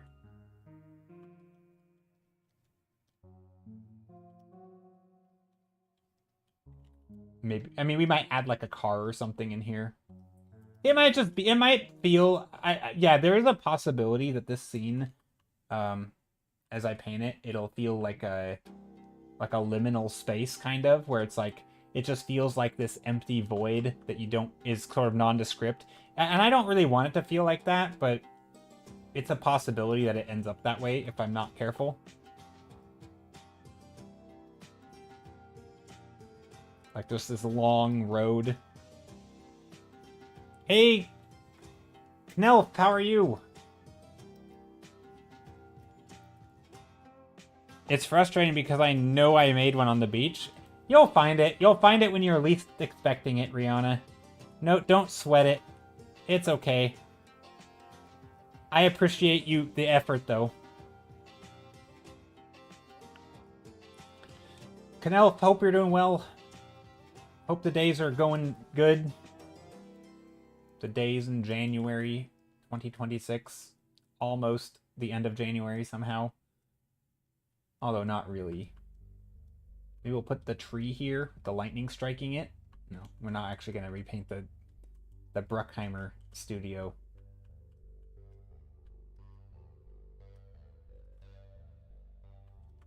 But I do kind of want to put, like, I don't know, something over here. I think this piece can work as a quieter one. It has a mood, doesn't always need to communicate more than that. Yeah, I don't think it does. I mean, it can be fun to just, like... I mean, we might be able to put some things, like stuff on the side of the road, or like a cracked... You know, like some... For example, here's the road. And this is like, let's say there's the side of the road. Maybe there's like a piece of road off this way that's like... You know, like chunks of things, kind of. Like, there might be ways to break up the shapes in interesting ways that add character to this space that is a little bit, I don't know, maybe a little bit unusual. Adds a little bit of fantasy vibe. Like, maybe lightning has struck and there's, like, the road is crumbling.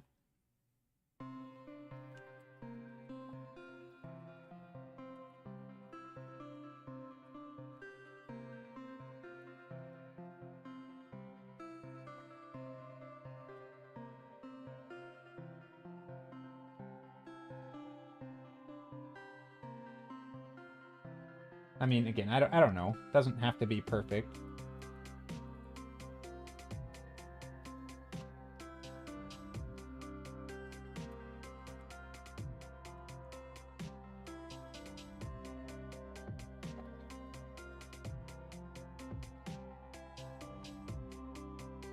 Like, I don't really know what's off to the side of the road either. I assume some sort of desert or something.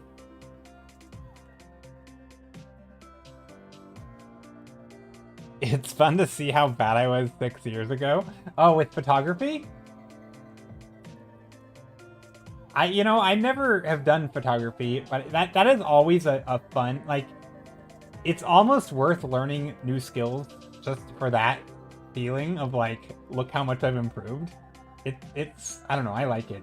I like that feeling to look back and be like, dang, I was bad. Or at least compared to where I am now.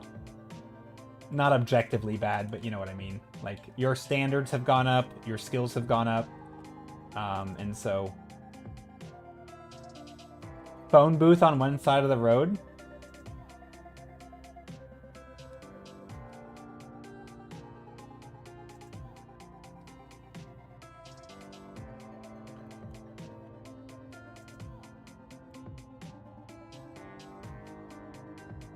Or maybe how much further you are now in your art journey? Yeah.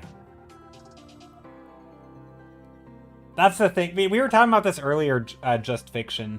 It's that sort of that different perspective of, like, you know, from the artist perspective, you would say how bad I was because your standards have gone up and your skills have gone up, and so you're like, wow, I've come a long way. But, like, you're just farther along in the journey.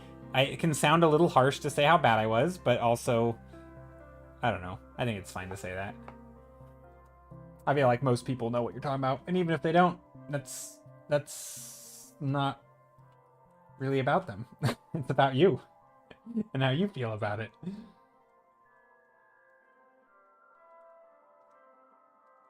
But yeah.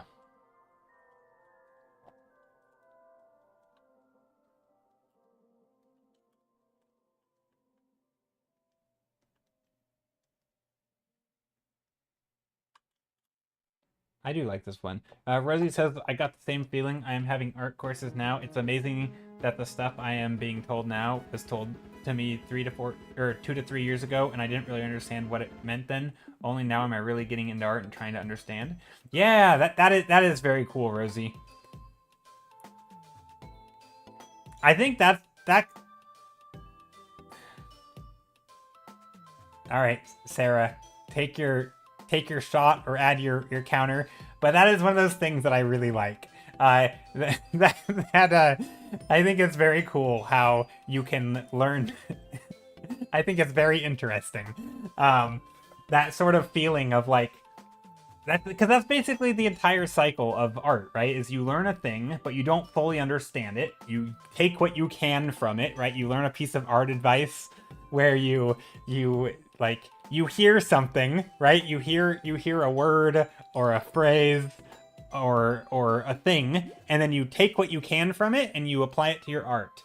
But that same phrase, that same piece of advice will mean something different when you have more info to apply it to. Because like it's not just like, you know, when people talk about like values or something to do with composition, it's never like a one and done thing. Like there's a million things you can apply values to and a million ways that composition can affect your painting. And so each time you revisit, you know, that fundamental, there's always new things you can apply it to that you've never really thought about it before. And it's one of those things that just keeps art interesting. It's honestly probably one of the reasons why I do art, is because there's a million ways to apply anything you learn.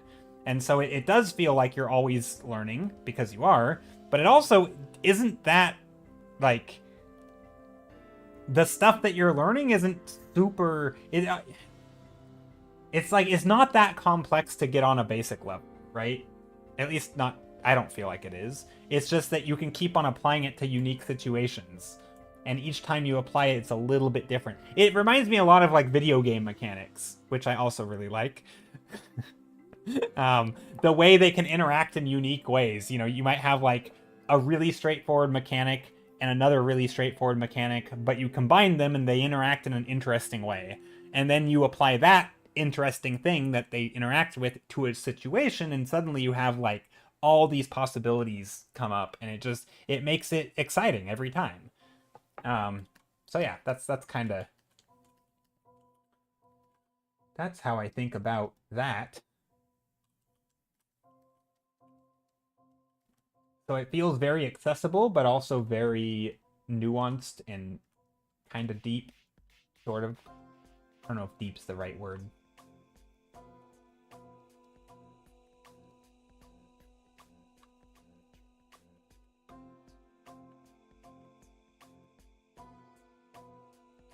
I threw in refs and resource if you want to take a look. Ooh, I will take a look. Ooh, that's a gorgeous photo. Look at that one.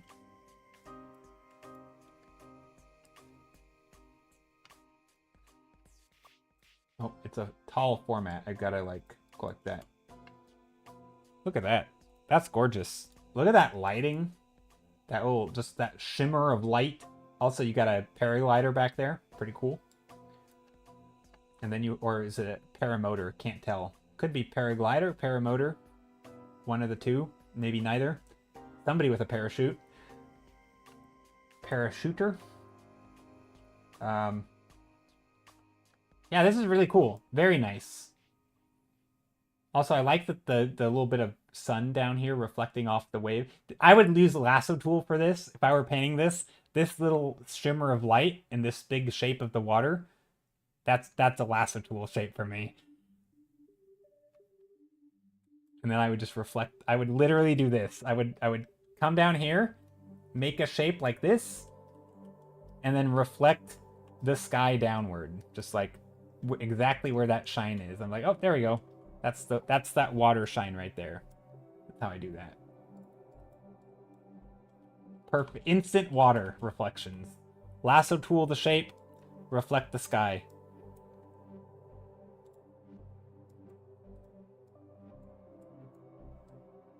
Keep it, right?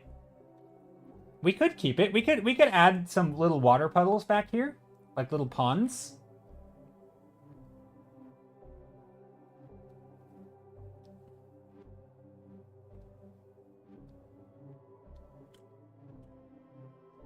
Hold on. Don't riot. I'm just adding more. Hold on, am I on a new layer?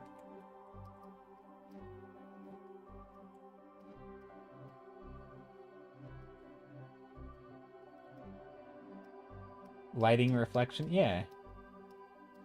But not like the whole thing, right? Gotta go like that. I don't know if that quite looked good. We can probably go a little bit lighter in here.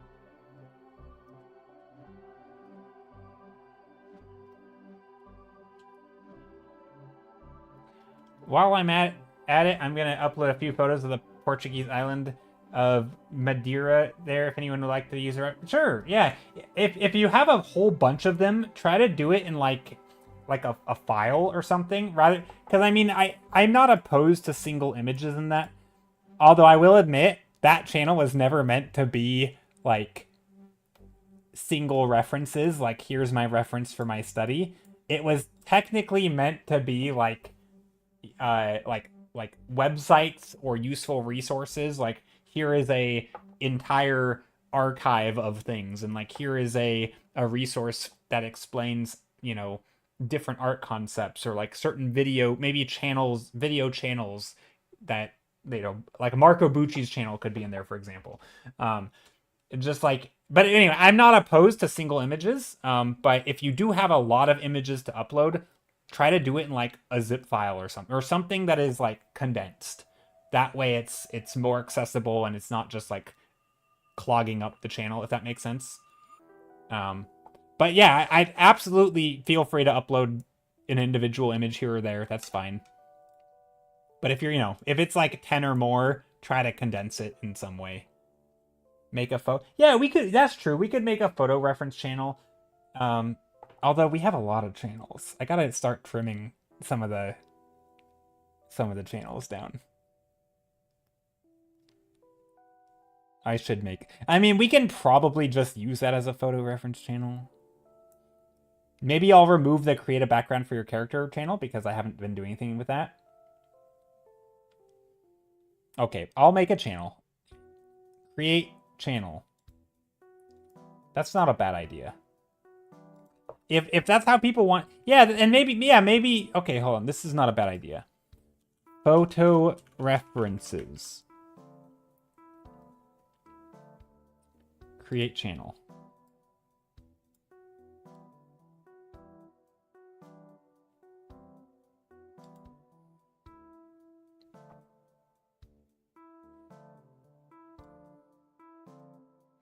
Okay, it's right below sketches and works in progress. Let me know if you can post there. And then I'm going to take this channel.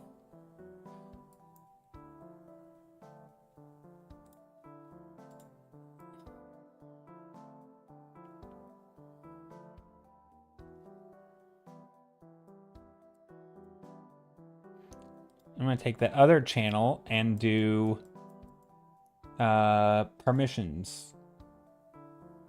How do I do this? Maybe into archive? Create background.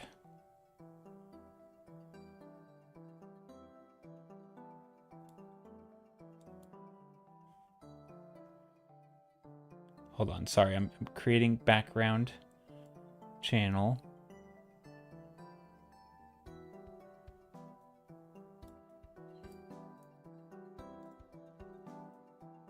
Okay. There. Now, there should be a photo reference channel. Let me know if you can see it in Discord. It should be under art stuff. So here's sketch and works in progress. Here is photo. Oh, there we go. Test. That works.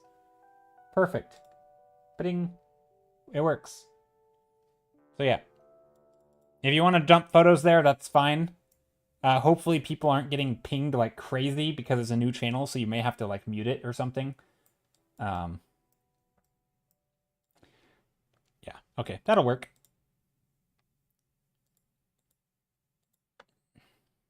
Rosie says, so in my case, I know the environment concept artist for a couple of years now. He's kind of popular. We used to draw thumbnails using values and shapes only. He tried to teach me some lessons of what I should start with, and now while having art courses, our teacher shows his art styles as an example of how we should start our drawings. I was ashamed a bit of not using the opportunity to draw with him earlier properly.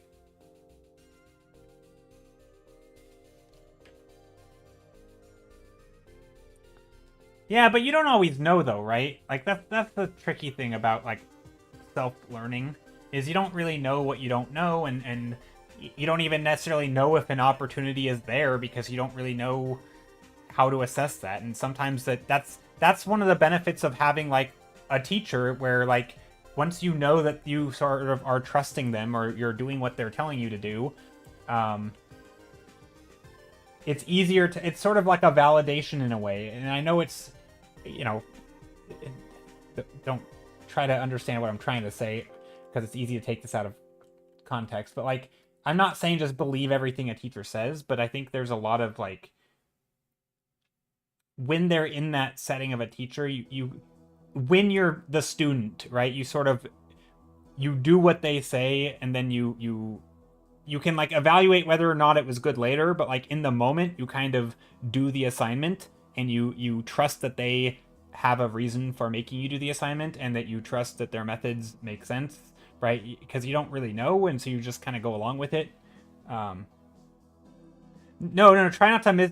I said, oh, did I say try not to understand? I think I said try to understand, because I realized what I was gonna say was like, oh, you should blindly trust someone who's calling themselves a teacher, and that's not what I was trying to say, and I didn't want it to be taken out of context. But I think, like, you don't really like, sometimes that like the validation or the accolades. I mean, it's sort of silly to say, but I think from the student's perspective, I think it matters a little bit. Because otherwise, like, you've probably all seen it where like a student or somebody who's starting out with art, they really like, there will be this time where it's like, you know, show me the reference you used, and they'll show you a reference that, you know, another artist who doesn't understand anatomy and doesn't know perspective, and their color theories are all kind of, you know, stuff is just all out of whack, and it's like, it's not objectively bad art, right? That's because that's not really a thing, but it's probably not a good reference to study from, right? And the young student may have no idea, because they liked it and they didn't really know what they were doing, and they're like, oh, this is cool. And, you know, there's probably something you could study from that, right? If you liked it, there was probably something about it that was worth learning. But if you're a total beginner, you may not even know what that is, and you don't really know what to do or how to study. There can be a lot of tricky territory, and so I think sometimes just having a teacher saying, do this, trust me, and then you trust them and do it, and you're like, oh, that's good, and then later on as you get better, you're like, oh yeah, that was good, or oh, that wasn't so good. But like, sometimes you just need to like take those first steps, and I don't know, I think it's a hard thing to do when you're a beginner, because you don't really know.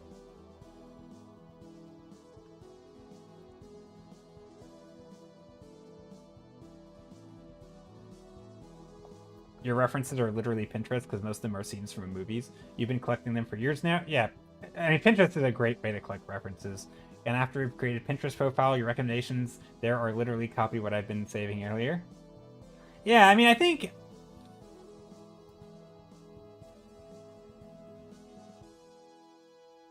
Oh, wait. Your recommendations, they're literally copy what... Oh, gotcha. So so are you saying your teacher is using like the things that you have already saved? But also a lot of times, at least, and here's a, maybe not a hot take, but I think it's going to be hard for me to articulate, because I'm not very articulate.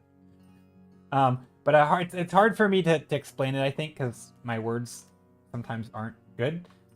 But I think a lot of times it's not a matter of like the image you have, but it's sort of your thought process going into it, right? I think you could have two people look at the same artist, draw what's in front of them, and one might gain new information about values or color or anatomy or composition, right? You might learn something really valuable, and the other didn't learn anything because they were just drawing what was in front of them. So like, sometimes the teacher might say, today we're focusing on composition, and notice how this artist uses lines that lead the eye and guide your eye in a certain way, and that way that they guide your eye also helps aligns with the narrative they're telling, or whatever, right? Maybe they say that. And then you notice that, and then when you do your study, that's what you're paying attention to, right? So it's more about what is your mind focused on when you're actually drawing. And that teacher can help sort of laser focus you and thinking about the right stuff when you're actually looking at an image, so that you can know what to get from it. Otherwise, you just look at an image like, oh, that's really good, but you don't really know how to learn from it. So kind of going back to what we were just saying is like, yeah, it might be years later that you go back and like, oh, now I understand why everyone's ranting and raving about Sargent's work. Like, yeah, people always talked about Sargent as like really good at brushwork and stuff. but now I understand what makes what he was doing like so admirable or whatever, right? I don't know. I don't even really know what's good about Sargent. I like him. He seems good, but like it's one of those things where like sometimes you go back and only in hindsight you're like, okay, that's what everybody's talking about. Like that's the thing I need to focus on.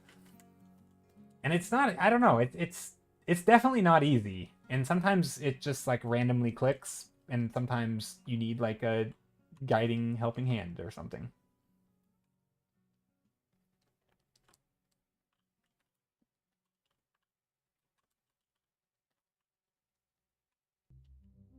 I'm kind of noodling.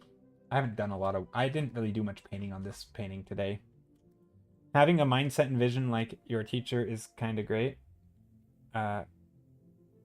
It's literally a person you can trust because you know what she wants to teach you and where it will... Exactly. Like, it's one of the reasons why, I sometimes will sort of joke, not really joke, but like I'll say a thing that's easy to take out of context, which is like, I think art is pretty simple. I don't think it's easy, but it's simple in the sense that like the actual things you're doing are not that complicated, but the hard parts, it's like chess, right? Like chess is a simple game. There's like what, like 6 pieces, and they move in a very specific way, and you can learn it in 15 minutes, and then you know how the pieces move. Congrats, you've learned chess. But like, no, you haven't. You're still terrible, and there's a lot to like. There's choices and decisions, and it's all about like what's happening in your head when you do it, right? That is the same with art to me. Art is all about the choices you make, the decisions, what's happening in your head, what are you actually thinking about when you're moving your metaphorical chess pieces. That's like, well, exactly. I guess what I'm getting at is like the hard part. I guess what I'm getting at is the hard part is learning how to think in different ways, right? It's very hard to teach someone to think about the right stuff when they're making a picture. Or not the right stuff, but you know what I mean. I'm going to say that word anyway. It's hard to get someone to think about the right stuff when they're painting, because you can't force them to think, right? You can put something in front of them. You can tell them what to think about, but you can't force them to think about it, right? You can't make them think the way you want them to think. And it's hard because sometimes those concepts are a little abstract, right? It's like, how do you teach someone to think in an abstract way? You can try to explain it with analogy. You can try to explain bigger concepts and then try to lead them to the picture and say, now see the concept in this picture. And like, they might not. So yeah, no, I mean, I don't actually think I don't actually think art is like, yeah, I realize it's not a great analogy, but I guess the point I'm making is, to me, art is not like a physical skill. You're like, oh, my hands aren't steady enough. It's truly just a changing your perspective. It's learning things so that you can make choices. Like, this is why, I don't know, I know practicing is important in art, but I also think trying to understand why the things people say are the way they are, and like really trying to think about things in a different way, like that's going to help you make choices. And it's hard.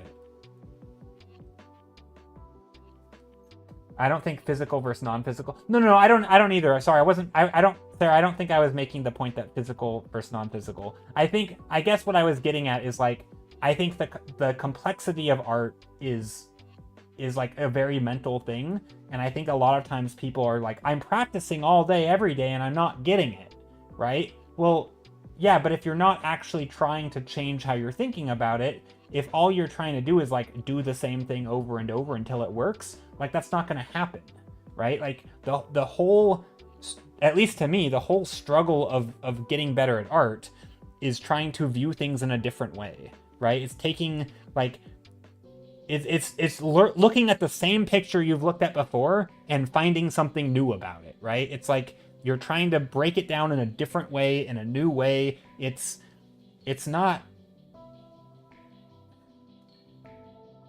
I don't know. I don't think I'm making myself very clear. Like, I'm not, it's not, this isn't a conversation at all about, like, how hard it is. But it's more about, like, what aspect of it is hard. And to me, it's the looking at things in a different way than you're used to. And I feel like if you go in with that mindset of like, accepting that, like, the way that you're thinking about things is probably like not the right way, and you're sort of this curious beginner, and you're just going in with, like, you know, I don't know anything and I want to learn, and you genuinely do want to learn, and then you try to think about stuff and shift perspectives, and like I think that's sort of the hard part. And I think if you do that well, you probably will learn art quickly. Maybe that's a big statement. I don't know. You can't really compare chess to art. You can't properly. It is individual and unique. You can't art properly. It is individual and unique. That's what makes it special. It's about your vision. Chess is kind of calculated. I mean, you have different goals in chess, and different people have different goals. I mean, yeah, it's not a perfect analogy, but there's a lot of, like, personal choice. The fact is, you don't know what the right move is when you play chess. You only have goals and plans, and then you try to find the best move based on what your plan is. And you don't even know for sure if your plan is the right plan, and you definitely don't know if the move is the best move for that plan. It's kind of, I mean, it's similar to art in the sense that, like, there's a million paintings you can make, and you have to make a choice, and that choice may not be the perfect choice, but it's the choice you're going to go with. And then within that choice, you make other goals, or you make other choices that direct yourself towards your goal. And there are going to be some better and worse ways to do it, right? If you want to make an object large, there are some ways to do that, and some better, different ways to do that. And, like, sometimes in chess, there are two moves that are equally strong, but each of them kind of have a different goal. And so it's not just which move is the best, it's, do I understand what my goal is well enough to distinguish between those? Because they might both be equally good, like, you know, mathematically. To the computer, it may not care, but to you, the human playing it, absolutely matters, because that's going to help you determine how you can even make the moves at all. Like you can't, like, we're not computers, and so when you're doing a chess game, you're also not a computer. There is some calculation, which is but there's, like, tactical calculation. Also, chess grandmasters shaking hands and accepting a tie after the first move in a game. I mean, that happened once with Magnus Carlsen and Nepo, or Nepomniachtchi. But that was like, no, was it him? Who was it? I think it was him. I think they made 5 moves and they shook hands, and it was like a big thing because people thought they were rigging the game. And honestly, they might have been, but I don't know. I don't think they were. I think they both just realized the situation they were in with the standings and stuff. And so they were like, this is pointless because we're both going to make it to the final. And so they shook hands and called it a day and went home. And it was like a whole thing. There was, like, drama around it. But anyway. So most games in chess are a tie. Or maybe not most, but, like, at the highest level, I think typically you have, like, a 30% chance to win as white, like, or a 34% chance to win as white, and, like, it's basically like a 3-way split. It's basically like win a third, lose a third, and tie a third. A lot of games are ties. I don't know what the actual breakdown is, but yeah, you can draw. You can draw by repetition, so, like, so sometimes in chess, like, I make a move, and your best move not to lose is to move back to where you just came from, and then my best move not to lose is to move back where I came from, and it just gets you in a position where, like, no player is gonna budge from just repeating moves. And nobody's ahead, it's just, we only each have one move. How do you get champion? Well, so you play a series of games. You play multiple games. You play a match that has more than one game. And then sometimes chess games, like in the World Champions, there's different formats. So typically you have, like, let's say 10 games. I'm just making up this format. But let's say you have 10 games. And if after 10 games there isn't a winner, then sometimes they'll go into what's called like an Armageddon round, which is like a shorter time constraints, and or they'll do like an odds thing where like instead of they'll make a rule where like the player playing the white pieces will have more time, but if it's a tie, then black wins. So they kind of rebalance it. There's a lot of different ways to decide winners. Generally, though, people will have won after, some number of games. Very rarely does it get to the point where you have to like call the match in a different way. But in some cases there are like tie-break rounds that basically force there to be a winner. Due to like, playing faster format games where the moves are going to be less precise, or sometimes there's like, if it's like a standings type thing, like you're trying to do like a tournament type scene, they will do like, they can use your opponent's rating to help determine how you performed. So maybe you have two people who both performed equally, but then your opponent's rating will, if this person played easier opponents than this person, then this person will win because this person had easier matches. And so there will be, that's not super common, but there's different ways. There's lots of ways to settle ties in games with ties. But generally, they just keep playing more games until somebody wins.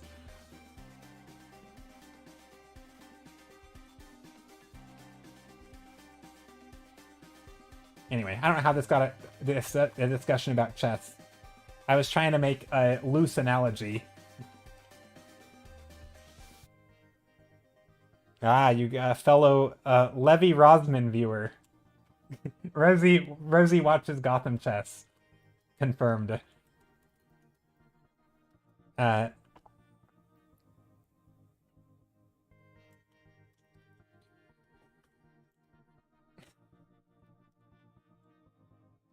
But yeah, there's I don't know. Anyway, but yeah, the whole thing I was rambling about earlier with the shifting perspectives. I guess it's more of like, to me, that's the part that I feel like. I mean, again, it almost goes beyond art, which is why I almost think any analogy could work. But like I think you see it all the time where like people have like these unchangeable views where they're seemingly incapable of taking a different position. Like you see it all the time in politics. Right? Like someone is incapable of understanding what their political opponent, like why they vote or think the way they vote. And like that to me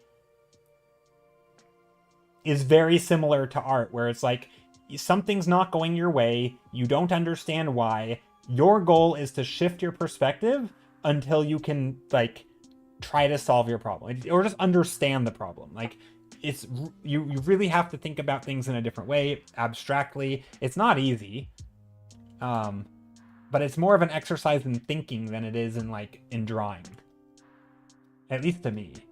Maybe other people it feels like, oh, you get better by drawing. To me it's more like I get better by thinking. I don't know, maybe not. Maybe I'm at the point where I just need to spend more time doing it, but I still think it's a thinking issue most of the time. Art's a thinking person's game. Do you ever review others' art or help or feedback? For help or feedback? I am happy to look at people's art. I'm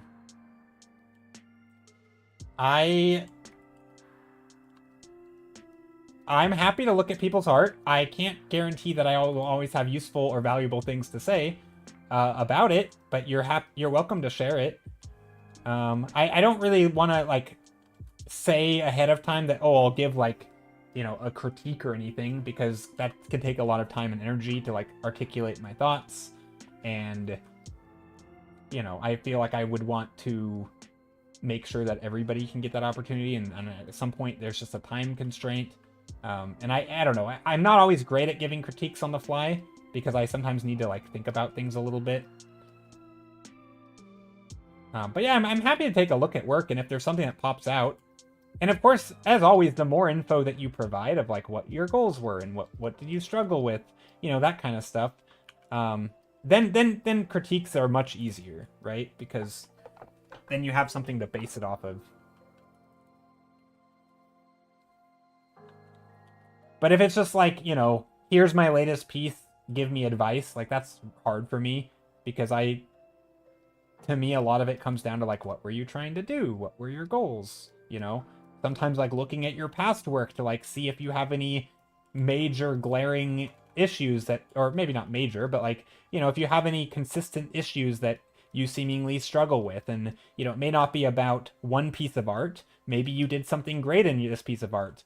But if all of your other art has this common issue, maybe that's the thing to focus on, you know? And so, I don't know. Giving art advice to me, especially live on stream, is can be tricky. Rosie says, I'm not a Gotham Chess fan, but I love Mikhail Tal's game style. Very aggressive, sacrificey stuff. Yep. For now, let's see. For now, it would stick to Hikaru. Yeah, Hikaru's great. He's funny. I mean, he streams, so it's always great. It's great when, like, the world #2 player in various formats streams. Like, that's one of those things, I'm going to say it again, that I really like about Twitch. Is that you can sort of, like, interact with, sort of in a pseudo way, or, like, almost interact with, like, literally the best people who do a thing in the world. Now, obviously, I'm not one of those people, but not comparing myself to Hikaru or Magnus Carlsen. But yeah, the fact that, like, you can literally have these people who are modern day masters at their respective fields do a thing, and you can ask them questions, and they will answer you is kind of wild to me. Like, when in human history was that a thing? You just can literally ask some of the greatest artists in the world things on Twitter or on Twitch if they're streaming, you know? I don't know. It's kind of wild to me.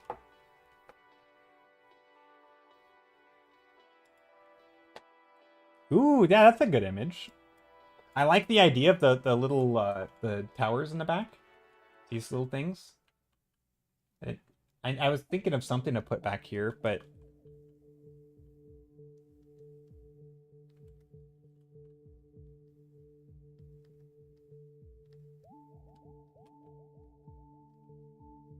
could probably put a little bit of a dark rim back there. I don't know if that's a good idea.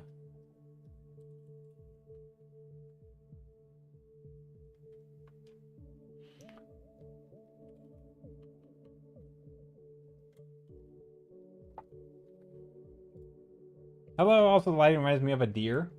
The lighting reminds you of a deer. Oh, like the lightning reminds you of a deer. Oh, like the antlers? Yeah, kinda. Oh, it does kind of look like a deer, actually. Look.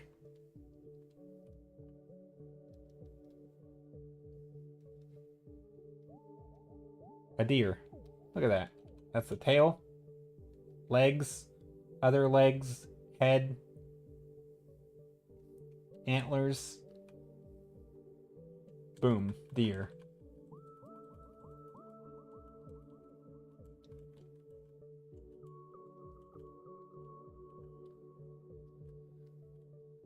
How are you?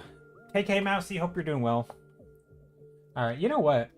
I am getting to the end of this. I don't know quite what else I want to paint on here. I'm sort of noodling and also rambling. And there's not a whole lot going on in this painting.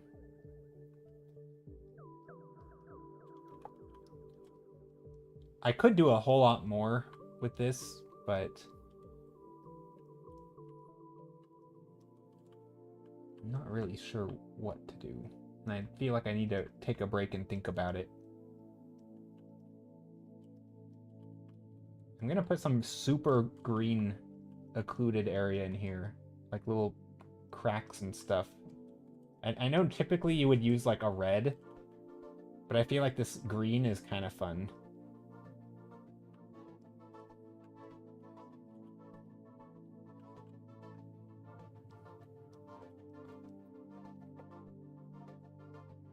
Windmills in the back? Yeah, are these windmills? Oh yeah, these are windmills. They look like power poles. But yeah, windmills. Yeah, it's a little blurry. But yeah, it looks gorgeous, Rihanna. Blue police box in the front? Yeah. True. Definitely, yeah, Doctor Who TARDIS right in the front. That's actually, yeah, that does kind of give that vibe.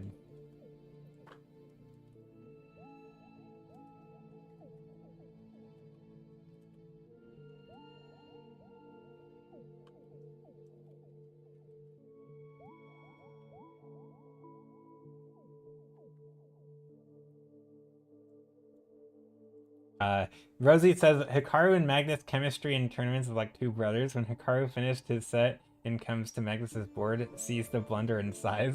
Oh, did that happen? That's funny.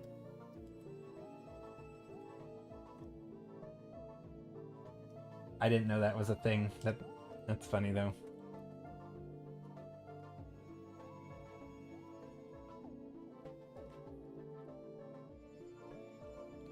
I think also one cool thing about like chess on Twitch with Hikaru and even Magnus to some degree and some of the other people who are extremely good is that like like one chess has this sort of this sense of like this objectivity, like this person is good because they win the most, right? And so you unlike art, obviously we have artists who we sort of hold to high, you know, esteem, and we're like, this person's really really good and we know they're good. But like, when you want to start getting nitpicky and comparing, then it gets a little wishy-washy, and it doesn't really make a lot of sense to do so, because two people might be in different fields, and like it's not really even, they're doing different work, they're doing their own art. So it's obviously it breaks down at some point, but with chess, because we have this such like specific standard, and also it has like a long history. Like it's not like this is a niche thing, like speed running the latest game where there might be 1,000 people in the world who even competed it, and so like being the best doesn't feel like. I mean, it's still pretty impressive, don't get me wrong, but the competition just isn't the same as like everybody who plays chess. Like there's a lot of chess players, and there have been for years and years and years, going back, hundreds of years. People have been trying to compete at this thing, and they've been taking it seriously and writing books, and there's been tournaments, and it's like it's been a thing for a long time. And to see the people over all that, like clearly still the best, arguably, better than they ever were now. Also, computers helped a lot, but you have these great players, and it's those people are the people you can learn. It's really cool. I don't know. There's something about it where like, there's still, I don't know.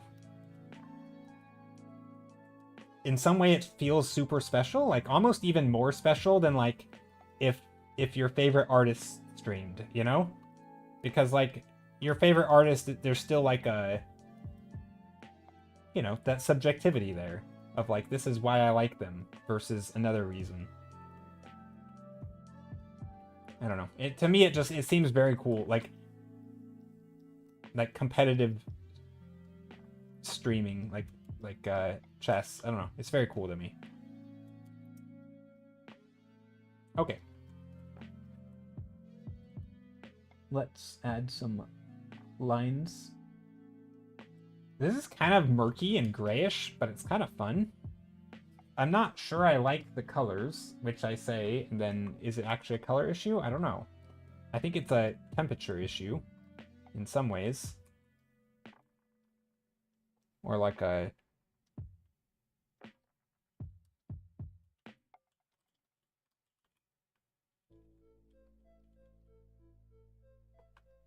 I go like this.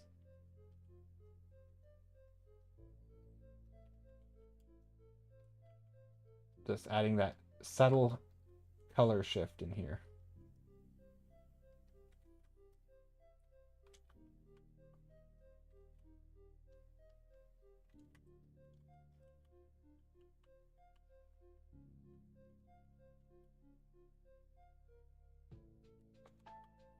But yeah, I think I'm gonna end stream here.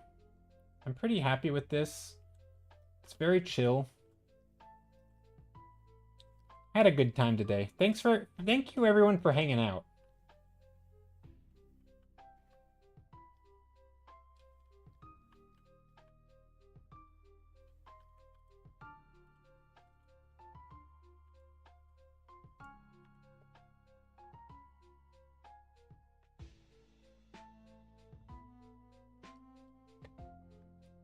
Let's go somewhere. Where shall we go? Does anyone have a recommendation? Also, let's see. When's the next time I'm going to see y'all? Thursday, the 22nd. Thanks for the stream. Very chill as always. Thanks, Hebe. Thanks for hanging out. I'm glad it was chill. I did a lot of rambling today. I actually, although I will say, I might... Okay, so on Thursday, I might be working on this piece because I kind of want to... kind of want to work on it because I like it, and I think there's some fun like ancient design type stuff we could do in here that makes it feel like these are old artifacts or ruins. This isn't the painting that we voted on today, but I think there's some fun stuff to do with this. This is the one we worked on, obviously. We turned it into this. It's something. Anyway. Bye, you all. Bye, Rihanna, Just Fiction, KK Mousy, Roy Inspire, Rosie, Sarah, everybody else. Creepies, wait. Oh, Creepies, hello, you're new here. I did answer your question, I think, which is, do I ever? Yes, I do kind of review people's art for feedback, but not super common. And I guess to expand on the question of like art reviews, you're more than welcome to post stuff in Discord. And if you specifically say like, hey, looking for advice, a lot of the people in the community are extremely good at art and can probably help chime in, and I'll also do that. But let's go raid. I think I just heard the ding. The Discord ding. I don't know if you guys heard it. That was me, not you, probably. Let's go to Casey, because I think that was a Casey ding.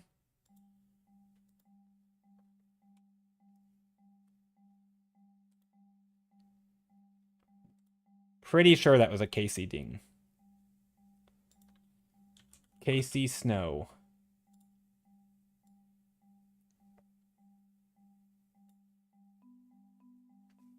It is a Casey ding.